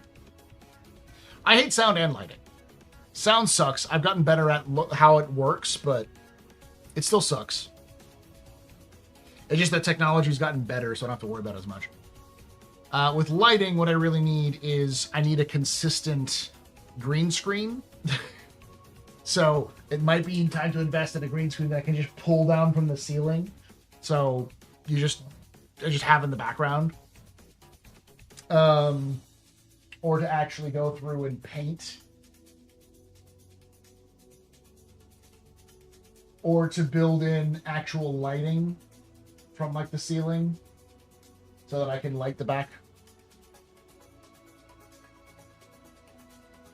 Thank you, Knowledge. It's a long way from North Carolina, though. There's a lot of things I need to do. I need to build in soundproof panels in front of me so it doesn't sound as tinny. It sounds like echoey. And then I need to fix my lighting. My lighting was fine before, but again, it was with a different camera, with different wavelengths, that kind of stuff.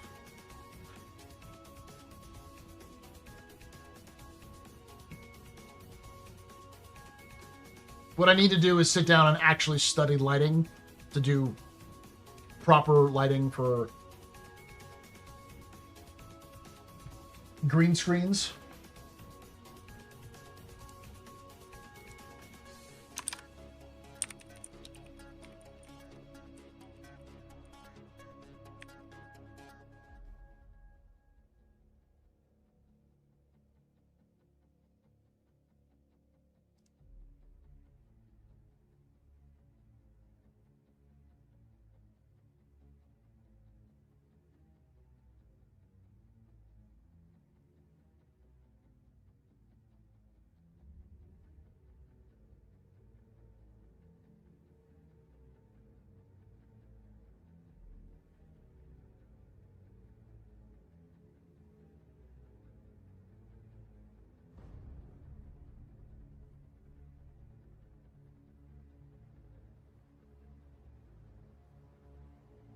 Honestly, probably just need a light that's beaming down. If you could have a different background, what would I choose? Honestly, I would go with building an actual background that looks like a back of a bar. So like building like rows of shelving here that would then I'd have liquor on, or at least liquor bottles on. Probably just fake liquor bottles. Probably glue them in. Plus, like, I've got a bunch of knickknacks. Like, I've got this guy, Big Benny's. I've got, these were given to me.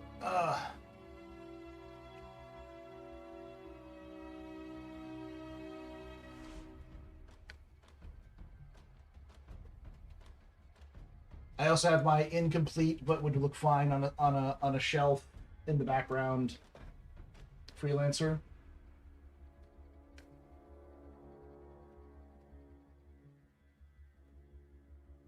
And I also have like this guy. I got some other things like that on a shelf over here that I could intersperse with stuff in the background. Ugh.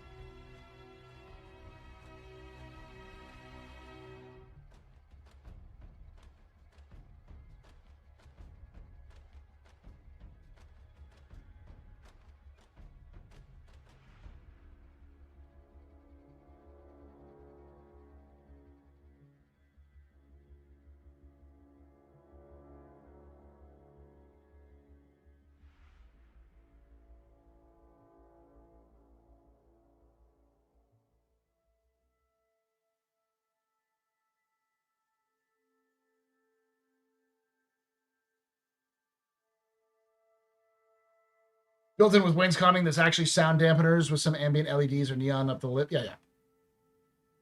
I do. I have some props, yeah. If you lived in the area, I would unironically do it pro bono because I haven't done a streaming room. You want to add it to your repertoire of things to do. It's definitely a challenge because it's one of those things where to do a streaming room properly, you need to know a little bit about wiring, about electric work, and then you'd also need to know about lighting in terms of how to properly light things, plus also soundproofing. So you have to know a little bit about sound, you have to know about lighting, and then you also have to know about like acoustics and how light, all that sort of thing.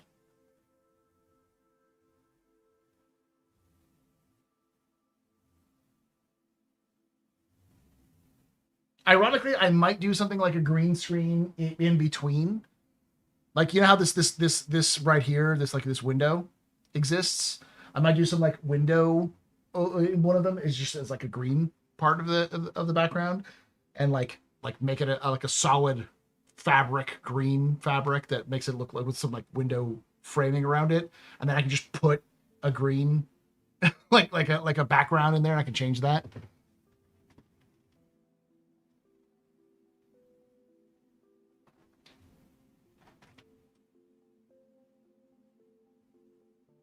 I mean, that would be a pitch and a half to do a TV to make it look like an actual window.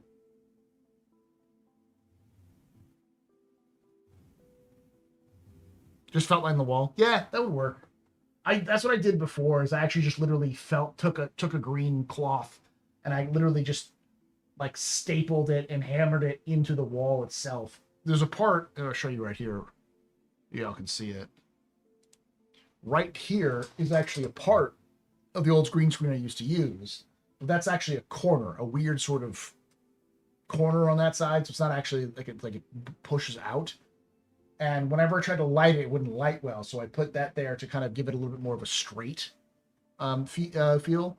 And so it didn't get caught up too much. And it works, but you can tell it's the wrong color. It's not close enough to being the green that I used. So it's not bad. You can't really tell once I have it. It's gone, right? You can't even tell.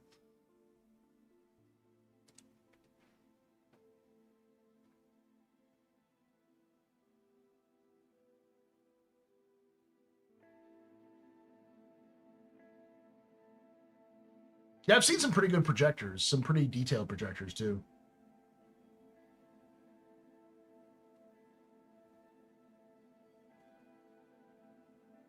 The issue is more lighting in terms of my face, because I've got a single ring light right here in front of me, which probably needs to be a little bit lower so it can actually like hit me in the face.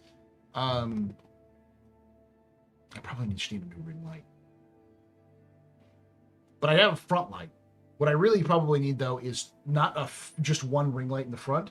I probably need a light on either side of me so I can do cross shadows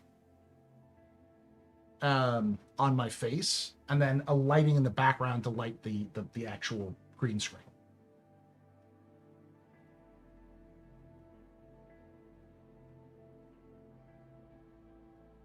Yeah, I'd probably build an actual set behind me, and then have a pull down green screen for when I need to do things where in the background.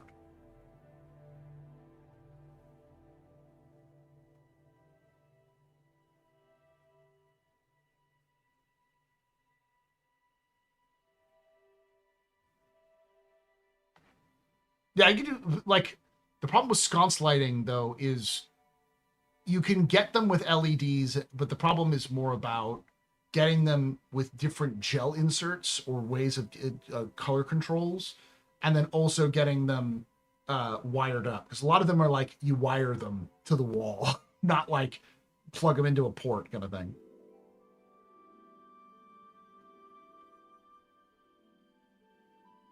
Softbox with the lightings with that, yeah.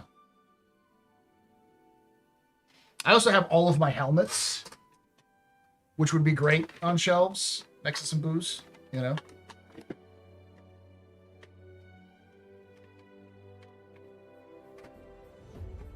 Like, I've got my old Master Chief Cat helmet, and I've got the Titanfall helmet, and I've got Imperial fighter pilot helmet. I've got all kinds of stuff, so that'd be cool to put up there.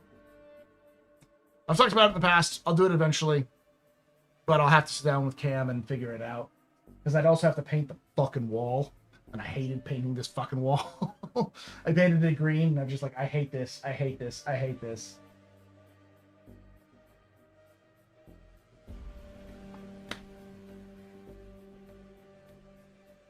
Yeah, you and DJ have a lot of knickknacks and gear to display on shelves. Yeah, it's 'cause me and DJ are old men. Lots of experience and lots of things.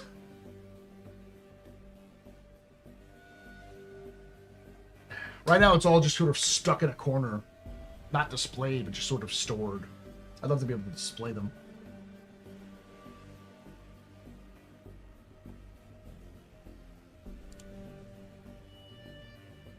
No, painting's the easy part, but I don't like... I've always hated painting. Even when I was in the theater.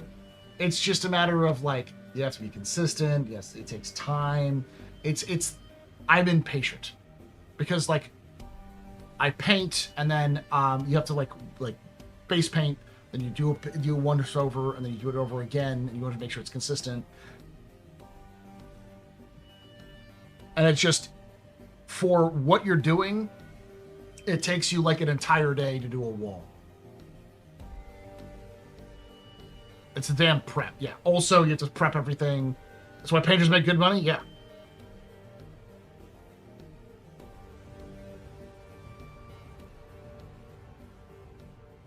A swinging drinking hole, a new Babbage. What's the thing? It's like if I had like a little section that I could put as a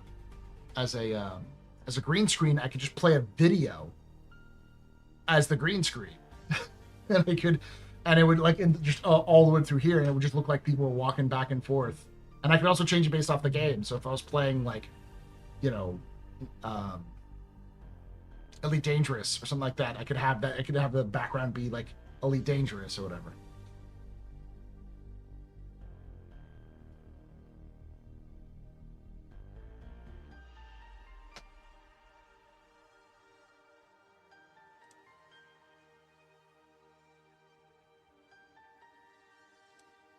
Check one more thing.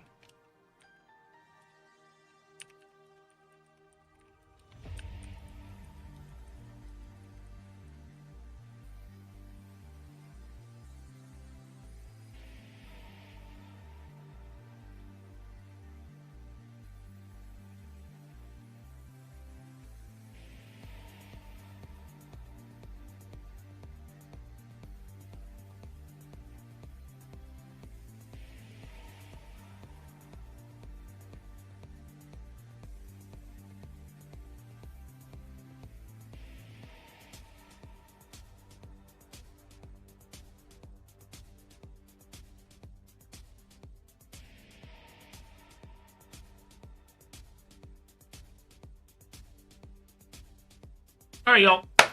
Thank you for hanging out. Thank you for watching. I'm going to go to bed. But the diffusers for the lights. Yeah. Yeah, I know. Hopefully everything looks good. Mostly. Sounds okay. I'll be back not tomorrow. I'll be back on Friday.